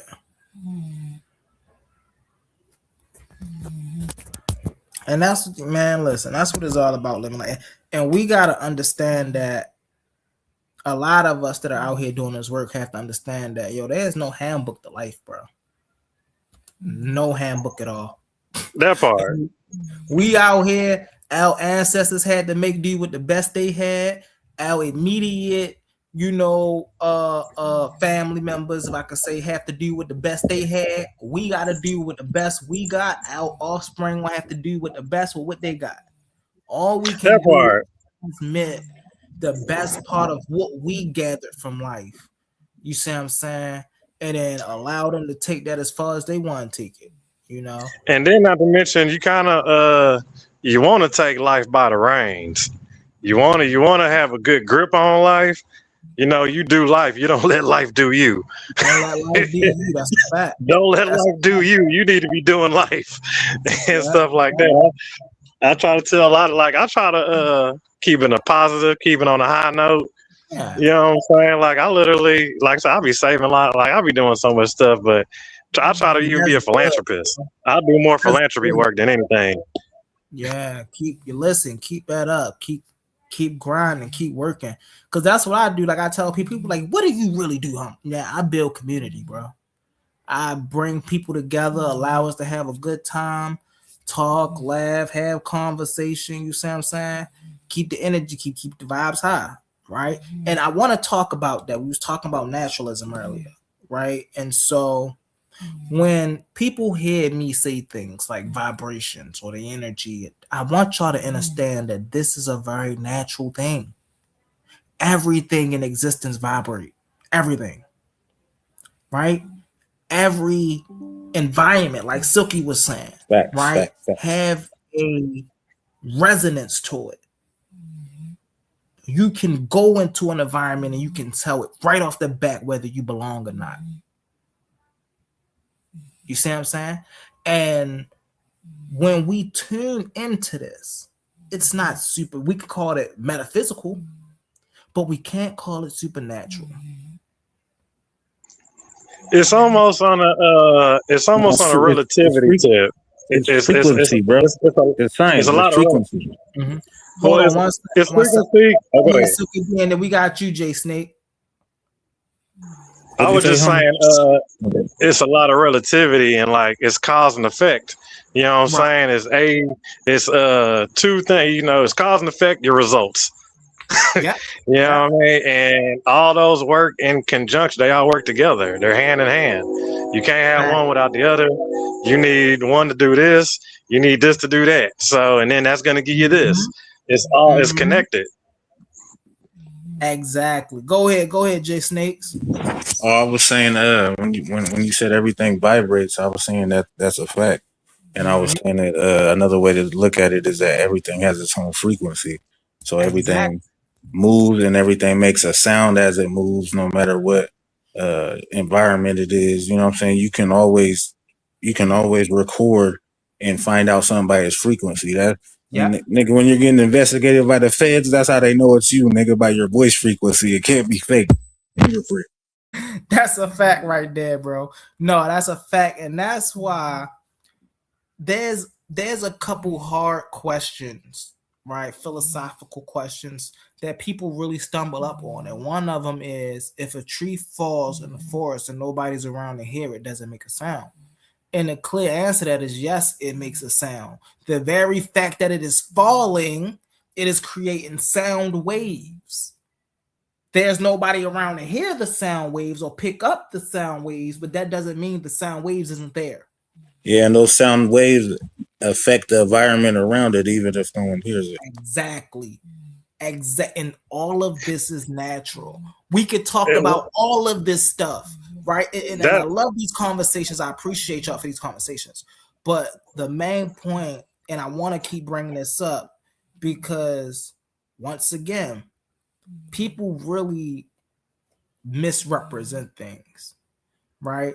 And so I want to keep looping the conversation around to naturalism because it doesn't matter which route we go in life, right? Whether we talk about the metaphysical entities or happenings or phenomenon in life, whether we talk about the bug kingdom or the animal kingdom or the plant kingdom, the atmosphere, the biosphere, right? The core of the earth. It doesn't matter what we talk about. We're always going to lead back to a natural process to understand what that thing is. It doesn't matter if it's tangible. It doesn't matter if it's non-tangible. And that's the thing too. People think that if we can't see something, it doesn't exist. And that is, I don't get that. Right? Because we can't see air, but we know it exists. We can't see dark matter, but we know it exists. We can't see a lot of the suns out here in the galaxy, in the universe, but we know they exist. And so the very fact that people hold the stance that because something is not tangible, it can't exist.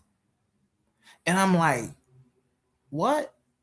And then there's people out here who believe if something is intangible, then it must be supernatural. Let me ask you this, Humble. Do you believe that they went to the moon? Do you believe they went to the moon back then? What was that, 1970? 1970. In the 70s? Do you believe? It was 1969. I believe it, bro, on everything. You'd be a 1959. fool So not they to went to the believe moon before they Yeah. had AC. And, hold on, just slow down. So they went to the moon before they had AC in cars. And not to mention they broadcasted from the moon without a drop call. Yeah, So bro. what satellite Bro, do you know that you the have? internet? Hold up, Silky. I don't mean to cut you off. I kind of do, but I don't mean no disrespect by it. But do you know that the internet we use today, nigga, was available, nigga? It was called the intranet. It was used by the fucking military, nigga, in the 60s. The shit we use right now. I thought it was created by that black woman or the black man that created the Yeah, internet. bro, look it up. Look it up if you don't believe me. It's called the intranet, bro. The military's been using this since the 60s. I want That's to how they touch on a great communicated point that across you the made, country, Jay across the Snake. globe. What we don't But you understand still need an is antenna on the moon to broadcast back. Hold on 1 second, because this is important. Any piece of technology we are using today or any time in history, the government and the military have most definitely used it first, years before they even introduced the tool. Yeah, that's how technology comes out. New is old to them. So Okay, let me rephrase it. Was it easier to go to the moon back in the 1969, or is it easier to go to the moon today? It's easier to go to the moon today, of course. But it's just as dangerous as it was in 1969 because there's also like countless probabilities that can happen while you're out in space. It's just as dangerous. It might be easy, but it's just as dangerous. Because look, if something happens, bro, say the engine's cut out or something, there's no turning around in space. You're going the velocity you're going until something equals that velocity the other way to stop you, and then you got to match that velocity to come back. You feel me? There's no turning. Okay, but you're still saying, hold on, wait. Hold on, everybody chill. So, but you're still saying that it was easier so it was safer in 1969 than it is in 2026? You're not listening. I said it's just as dangerous. You're clearly not listening, bro. So, pay attention to what you're saying. So now it's just as dangerous, even though it's 2026 and they got new technology? Just as dangerous. It's still just so it's equally as dangerous from old technology to new technology, and it's equally as dangerous.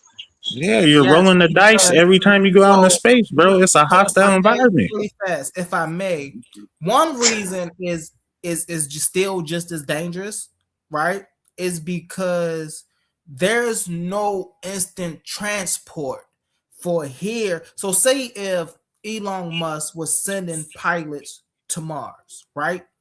And the pilots go to Mars, and then they're on their way to Mars, right?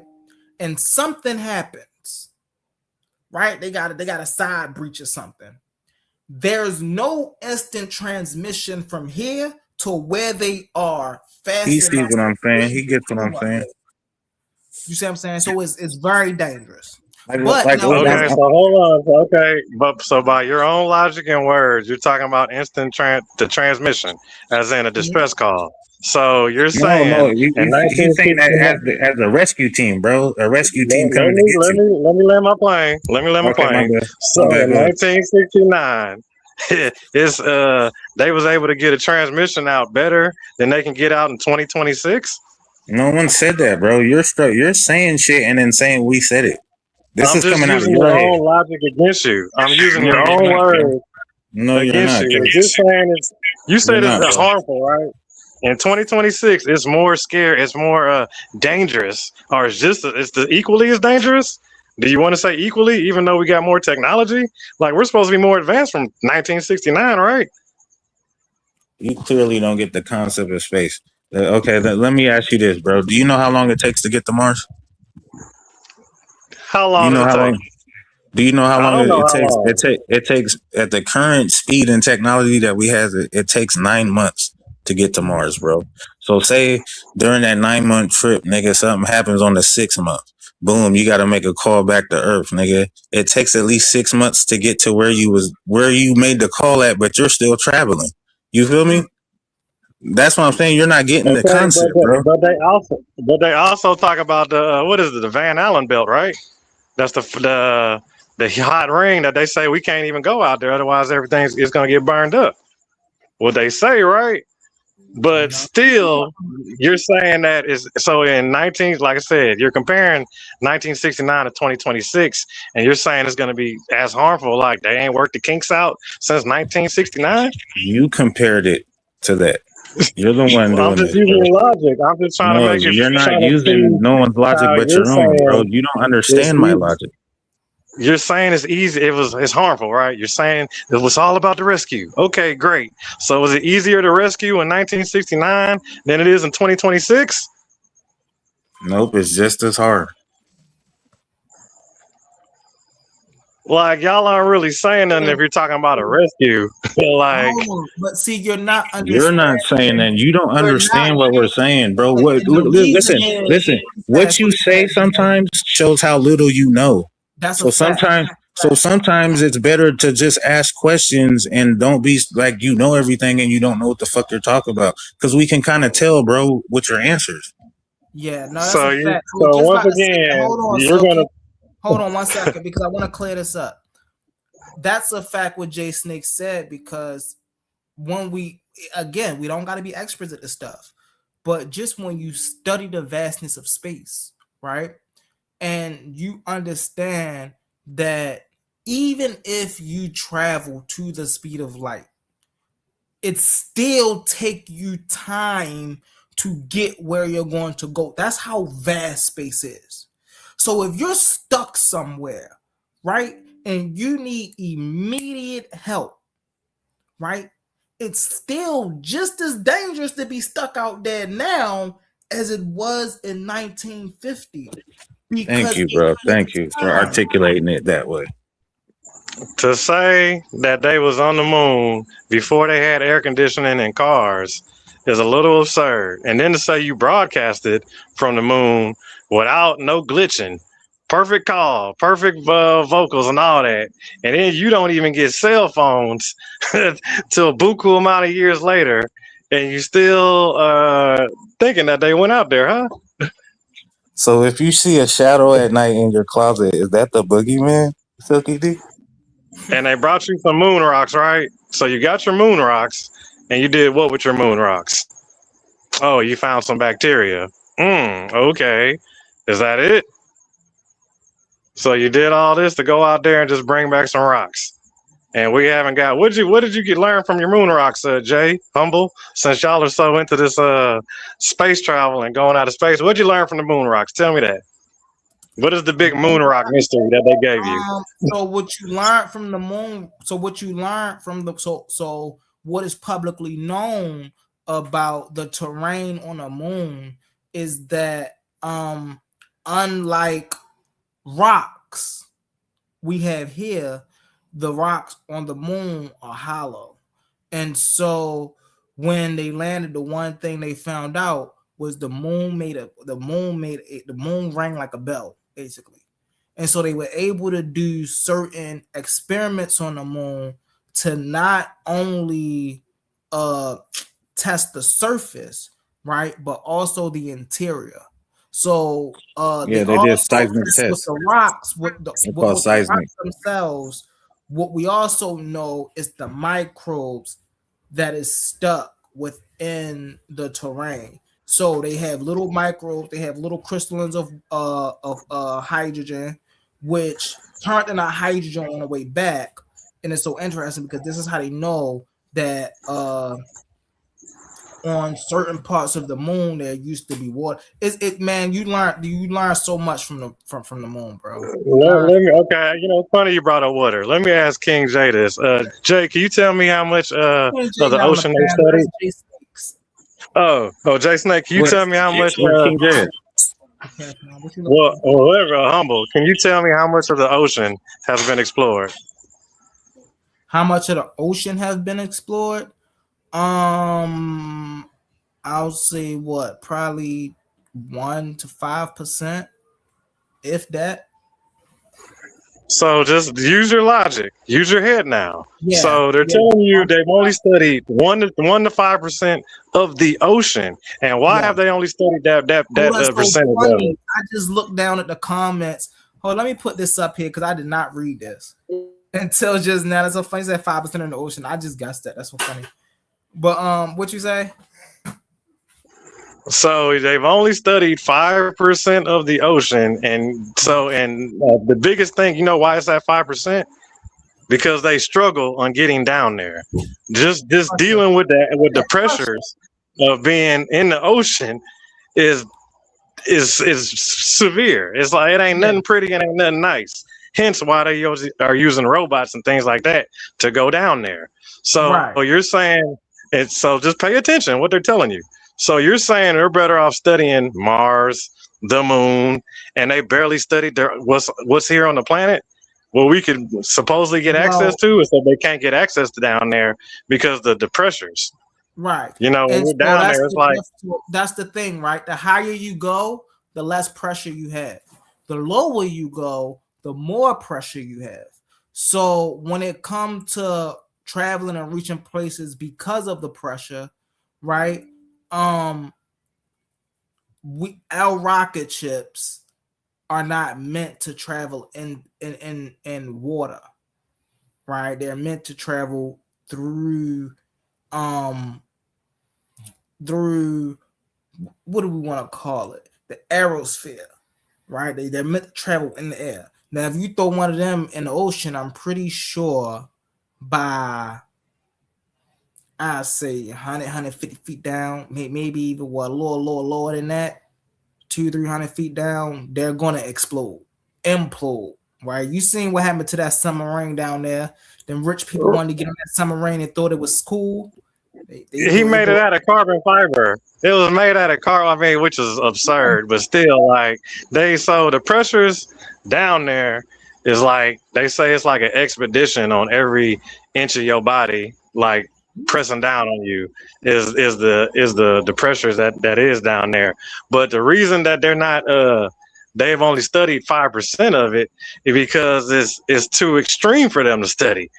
You know what I'm saying? Like you got to think about the weather. You got to think about getting out there, supply, food, everything that it takes to be, and then hanging out in the middle of the ocean in certain areas is hazardous. You know what I'm saying? Certain areas they can't search. They can't even be out there for space. So, the training for space thing is if you can't deal with the ocean, if you can't even deal with what's on the planet, if on the planet is too extreme for you, and you're telling me you're going to go outside the planet and go past the moon, sun, all that, you're going out of our atmosphere into the vacuum and all that, right? But you're not going past the sun and the You're moon, saying bro. that's easier than being in the stud than our oceans? No one said that but you. Who did me? I don't remember me or Humble saying it was easier to do that than study the ocean. Well, I'm asking you, which is it? I'm asking you, which is it? It's easier to study the ocean. We studied even. Hold up, you said we studied about what 5% or 5%. We've studied in person as a person less than that of the moon, bro. Yeah. So it's less than what is the percentage? They studied the moon now? Okay, you got the water side. You're saying less than 5% of that's been studied by humans, like personally by humans in the ocean. I'm saying less than that has been studied personally by humans on the ground on the moon. You know what I'm saying? Less than they 5%. Said it wasn't even nothing on the moon, right? It wasn't no moon, man.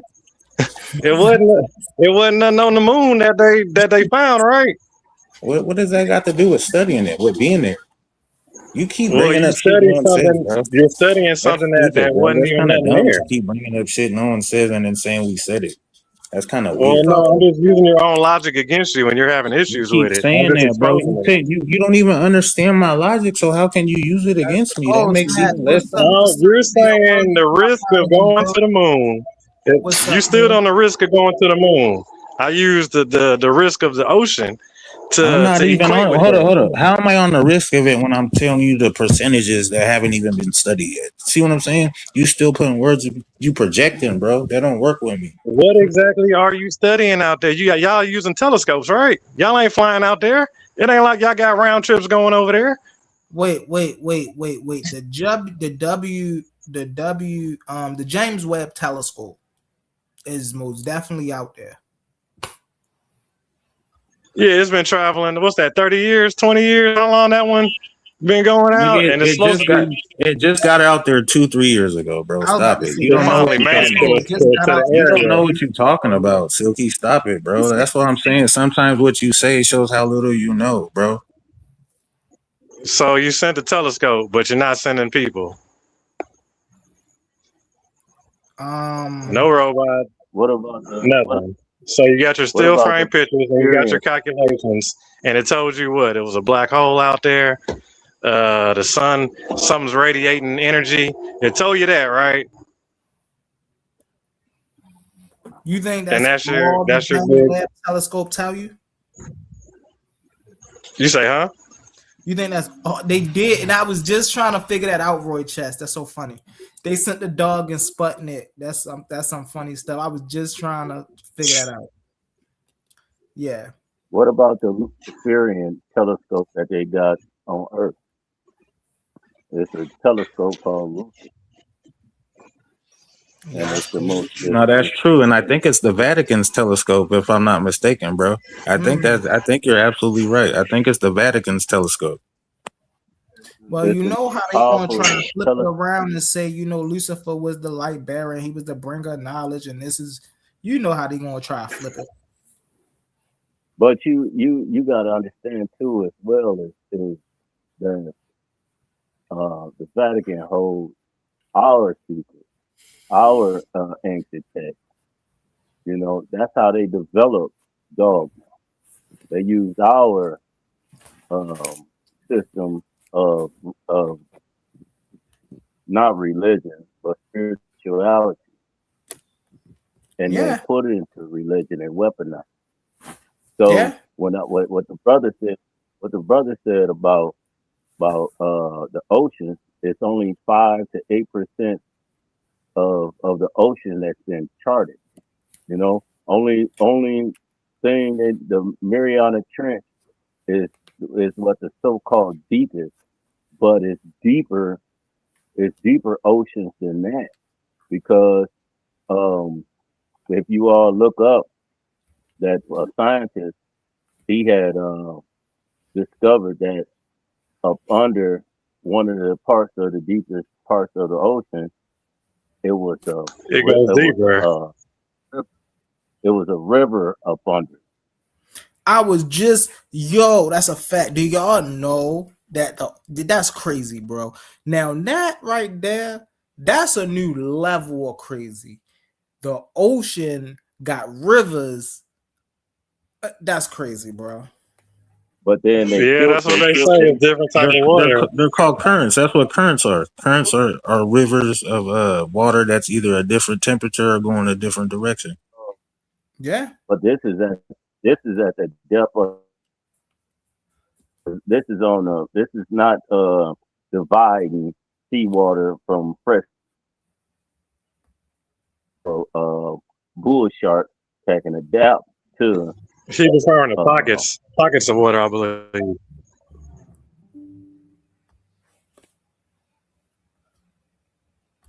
Bro, AI is getting out of hand, bro. I just want the YouTube to like look for this little video of what Mater was talking about. Why my YouTube tell me ask a question or search for a video? What you mean ask a question or search for a video? When am I able to ask YouTube questions? What's going on here, bro? What's going on? I mean, but the big plan is for them to be supposedly sending the robots out there, and the robots are supposed to do all the work, I'm guessing, on some That would other be planet. smarter though. That would be smarter because it would take the danger. You know how we're arguing about if it's dangerous more then or not, or if it still is. That would take all the danger out of it. Send robots. My internet on my phone tripping. I mean, but that's still even if they like I said, they got to get to it first. But they're already doing that. What do you think the rovers are? What do you think the 2 rovers they sent to Mars? Those are robots. Okay, what's Hold on, yeah, they got them out there, but they not really. You need boots on the ground. That's why you'll not be able to float the Voyager satellite robot. The higher salt content in the seawater makes it more dense. So, relatively speaking, you become less dense and rise to the surface. It's the same with an underwater lake. That incredibly salty water is more dense than the seawater around it. So it sits at the very bottom of the ocean, collecting in the natural depressions on the sea floor.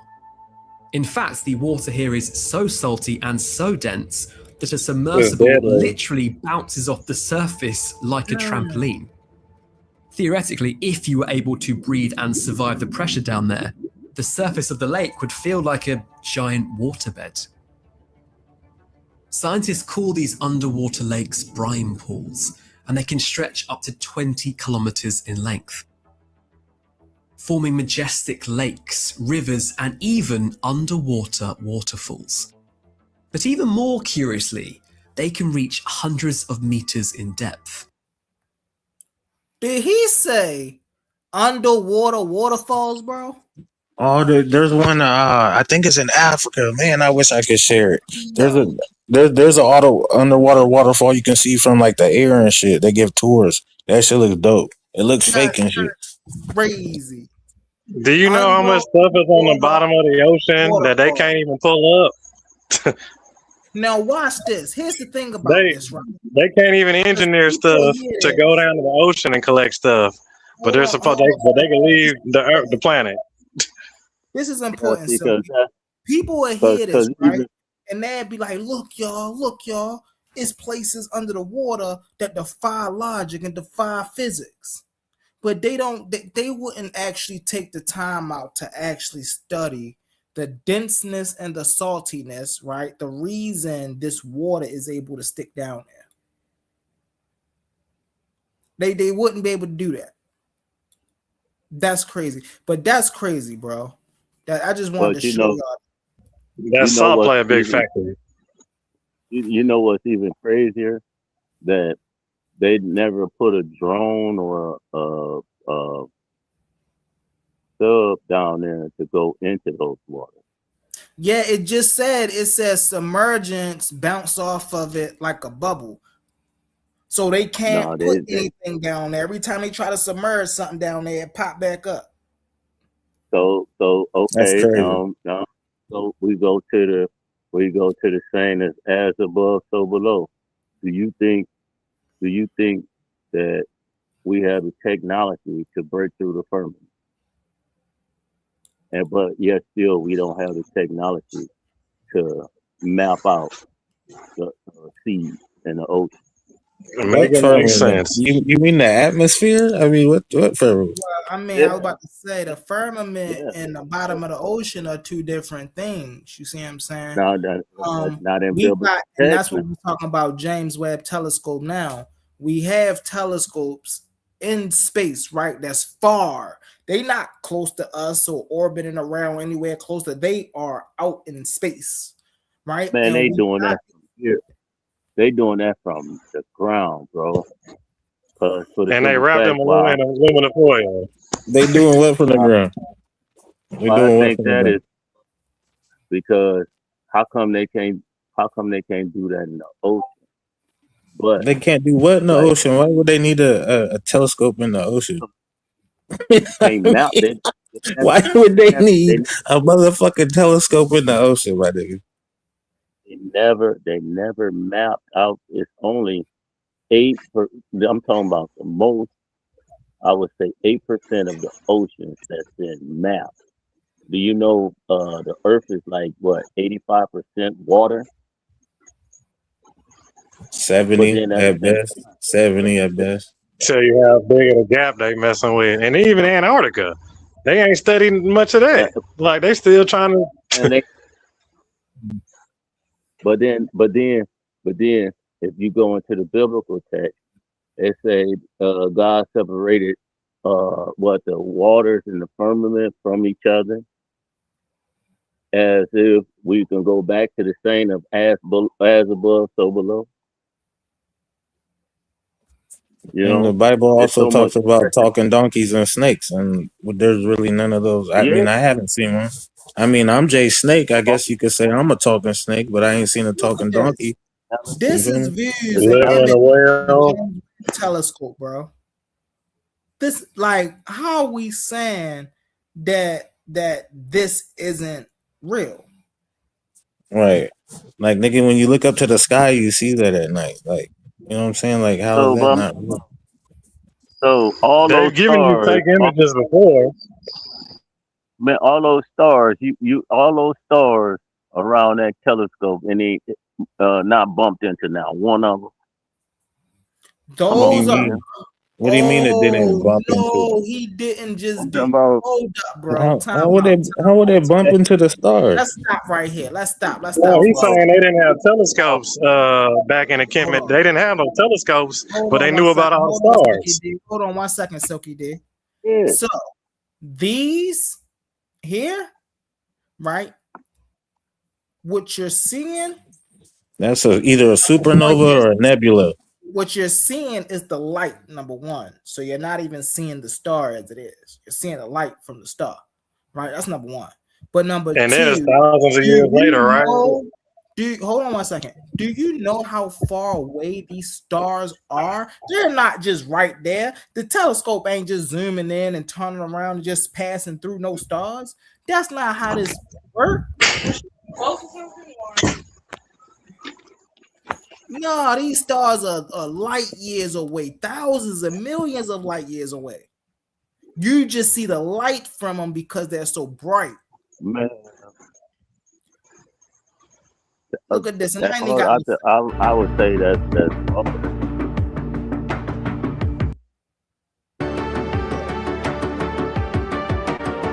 crazy images.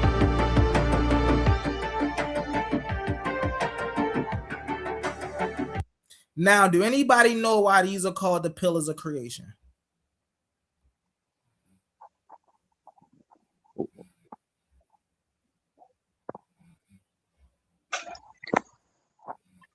How What is was that our supposed to be? The start of the cosmos? not the cosmos?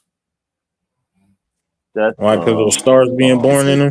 This is the dust that's cloud the asteroid belt. that the solar system was emerged Asteroid from. belt.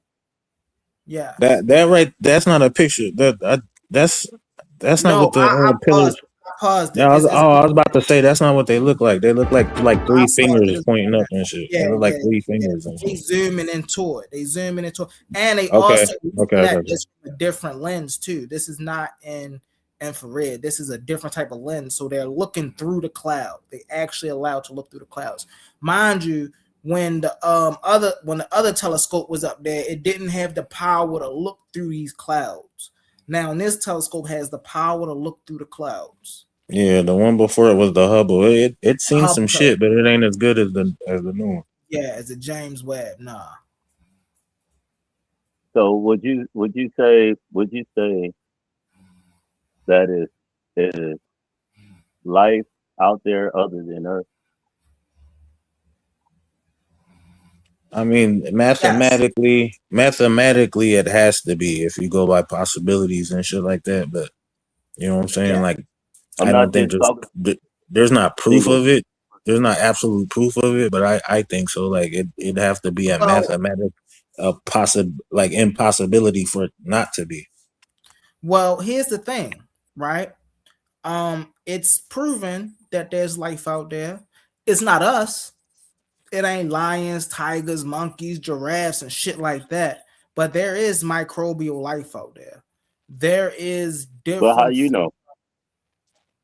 Because it's a study, bro. Like I'm just not telling. I'm just not. I'm talking about like microbial. That's like a they said they say they have a meteorite from Mars that, you know what I mean, like a asteroid hit Mars so hard that a piece fell off of Mars and flew out into space and hit like the Antarctic, and they found it, and they said that there's bacteria in it, but it could be cross contamination, and there's like really it's proven to be from Mars, like chemically tested and all that shit, but you know what I mean, it's not a fact that there's like that shit's, because they're fossils, they're microbial fossils, but they could be something else. Yeah. And that's the thing. Now science is starting to look back in the early 19th century. All sciences had the idea if we were looking for, at this point, science was already at the brink of wherever we found water, we found life. Okay, cool. They started looking for places with water. Now they're at the point that maybe life outside of this planet just don't take the form or the substance, or is not like for an example, maybe life outside of this planet is not carbon based. All life on this planet is carbon based, but then maybe there's some other type of life form out there that's based on another element of things that we don't even gotta say life forms. We could just say intelligence. We could just say, is there any other forms out there that are walking, that could leave a footstep? We need the evidence. We need something left behind. Can we get an alien gun? We ain't got none of that. What? But you talking about, but see, when we think about life, and that's the thing, right? When we think about life definitely on other planets, a lot of people think so narrowly, right? We don't even think about the variety of life we have here on our planet. And so if we find anything close to any of that, that'll be astonishing, right? Let's find a planet with trees on it, right? But now think about it. I just said, now maybe life on other planets may have a different chemical makeup than life here. It may not be carbon based. So it may be something or another speciation that formed that adopted to take in another chemical or survive off of another chemical. You see what I'm saying? These things are possible. I got to give you some pushback on that, because you saying carbon based. Every meteor and samples that they've done so-called collected had carbon in it. That's just like soot. That's just like That's carbon just like us. Abundant. We carbon based. Yes. But we are carbon based. You did? So yeah, but what Mystik's trying to say is like maybe on another planet things are silicone based. You feel me? Right. Like the life might look like rocks or something, like that new movie that came out, or they might be phosphorus based. You know what I'm saying? They might breathe ammonia instead of oxygen, stuff like that. Yes. I feel because once upon a time, atmosphere and oxygen was different. Yeah. Because we don't breathe the same air. Let's not forget that there are such things as super Earths. Right? So let's not forget that there are planets out here that are bigger than our planet, right? That have the same environments as our planet. Exactly. So you're saying that planet came first, or it would be more, I guess, evolved or progressed? It might depending on how far away it is. But they call them super Earths because they're bigger. Because they're bigger, yeah, like Kepler 2b or KB or whatever the fuck it's called. But they still haven't found any life forms on any of these. They haven't been there. They haven't been there yet. We haven't been there. How you gonna go telescopes over there and everything? How you gonna go 49 light years? You know how to travel 49 light years? Yeah. You know how many regular years 49 light years is? You sent out telescopes. You sent out signals. You sent out all type of stuff, and you got nothing back but bacteria. I mean, if they should call you Simple D, my nigga. I'm gonna keep that 100. If you So, are man, if all you got is that off, man, you exposing your IQ. hold on. This is important. Yeah, he had academics. Silky, hold on. Hey, Silky, if you are bacteria who haven't built a cell phone yet, and somebody sends a signal to your planet, how would you be able to send one back? So now you're saying that I guess the other planets and the other life forms would be inferior to us? Now you're looking at it too narrow-minded. Signal, hold on. If You're you looking are at it too sending a narrow-minded. signal to something that is Okay. microbial, or let's say you're sending a signal to a tree, right? Or what if it's an ocean world and they live in the water, so they send sound waves, sonar. So the shit's gonna take longer than like that because it's a sound. You feel me? Well, we would have You're thinking inside the box, bro. You're thinking inside the box. We would have fish to deal with that if they're going to talk about it like that. But see how you're reduced to microbial and bacteria? You see how they reduced you to the smallest life form, to the smallest, most minutest life forms you can even think of to be your example of a full life form. I mean, but come on, like you gotta pay attention. Life is life, bro. Yeah. Simple, all right. I see. Okay. I see you down there. Hey man, listen, I'm trying to keep afloat, y'all. I'm being honest with y'all right now. I am trying to keep afloat. My laptop is going down by the hour. My laptop is on 5%, y'all. And I'm trying not to let it die. But I think I am gonna have to wrap it up because it's not behaving itself and it keeps dying and draining and I can't get it to charge. So y'all give me shot on the game anyway. So yeah, I appreciate y'all letting me on the panel. Shut it down. I appreciate being on the panel tonight. You know, good little build, even though we don't agree with each other, but it was still a good little build. And you know what I mean? I apologize for the ad hominem in the half that I gave you, Silky D. I meant it all the way, but I apologize for it. You know what I mean? I feel you, man. Likewise, man. The feeling's mutual. Can I add this? Before everybody go? Okay, the signals that you said, okay, we put out, and like say if another intelligent form pick up that signal and say, man, let me check these niggas out. And then they actually check us out and they gonna be like, man, them some ruthless, retarded ass, they just ruthless. Yeah. Well, they sending out mathematics. It's mathematical, like they're sending because math is supposed to be universal. Because they're supposed to be able to, if they're building stuff, they should be able to have some type of mathematics. So that's kind of how they. But you know what's interesting? To piggyback off what you said, Williams, right?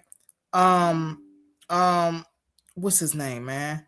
Neil deGrasse Tyson had a example, right? He had a parallel. He said, what if life, right, was what he was talking about?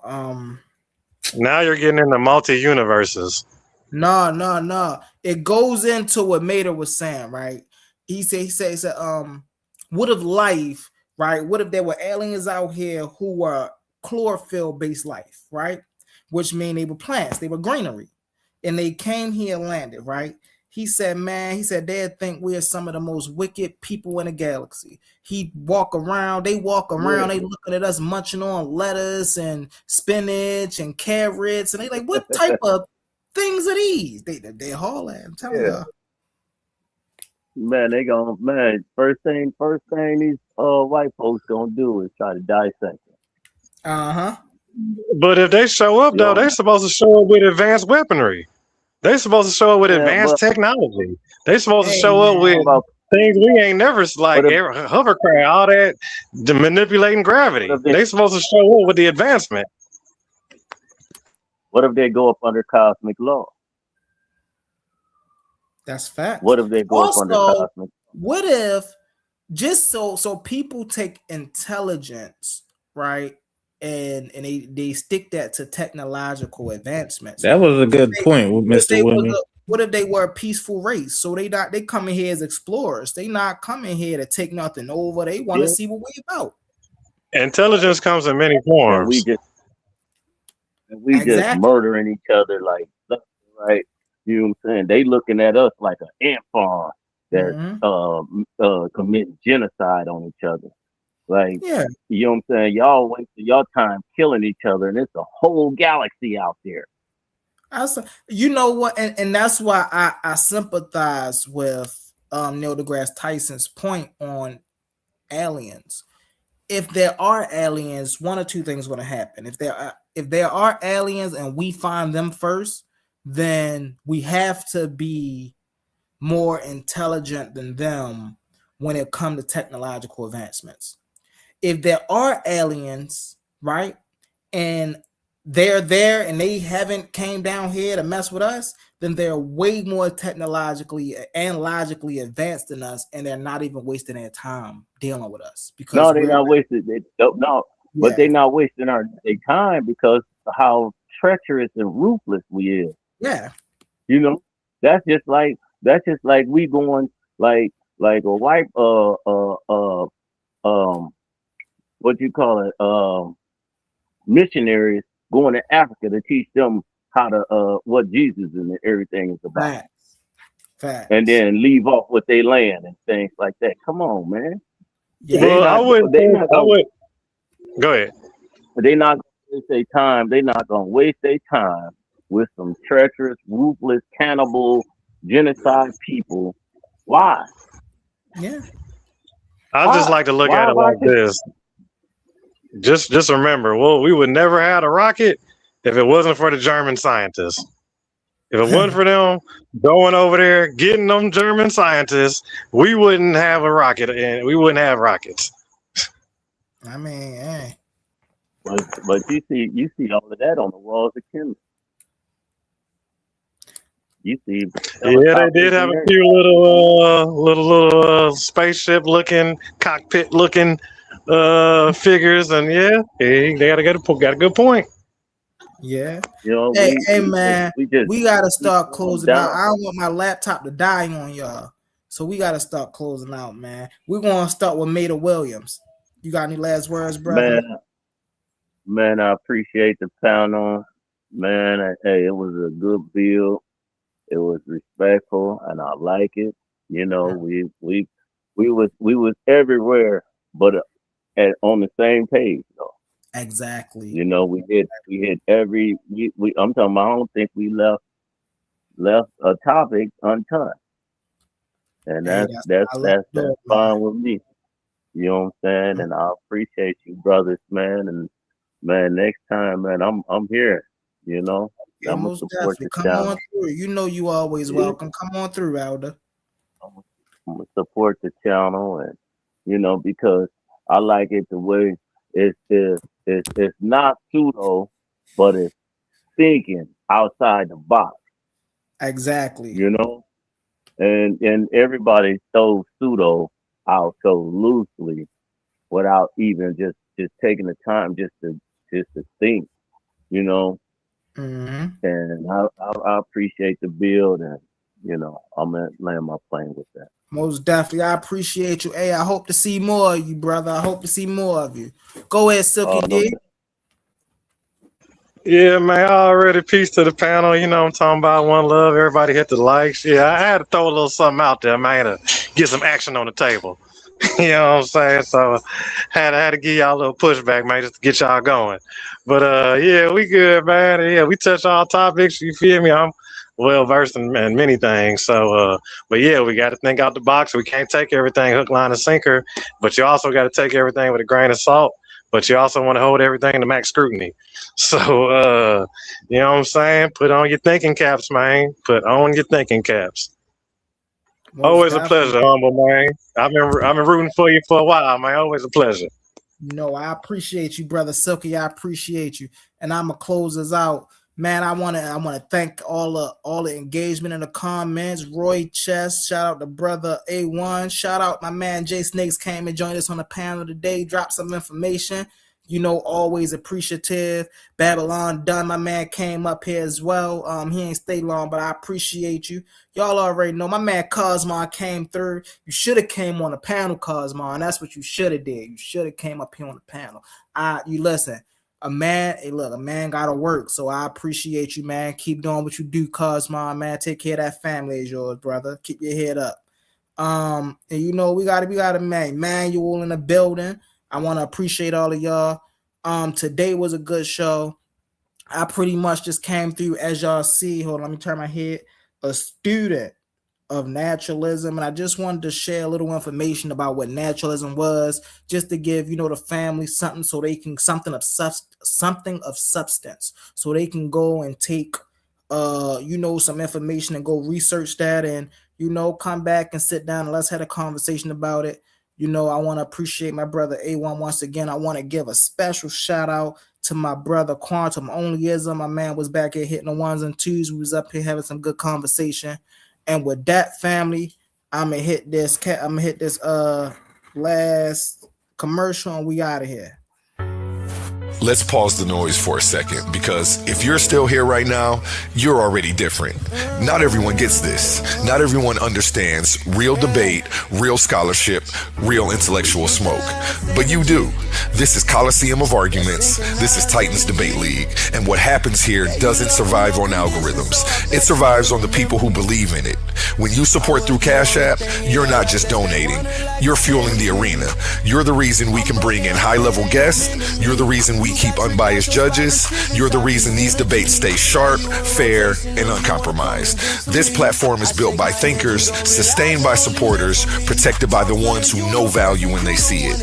If this show has ever sharpened your mind, has ever entertained you, or has ever challenged what you thought you knew, then Cash App is how you say, keep this going. Not everyone contributes, but the ones who do, they're part of what makes this real. Coliseum of Arguments, Titans Debate League, powered by the people who get it. My heart is bleeding in a pool of blood, I'm drowning. Yeah, my heart is bleeding in a pool of blood, I'm drowning. I look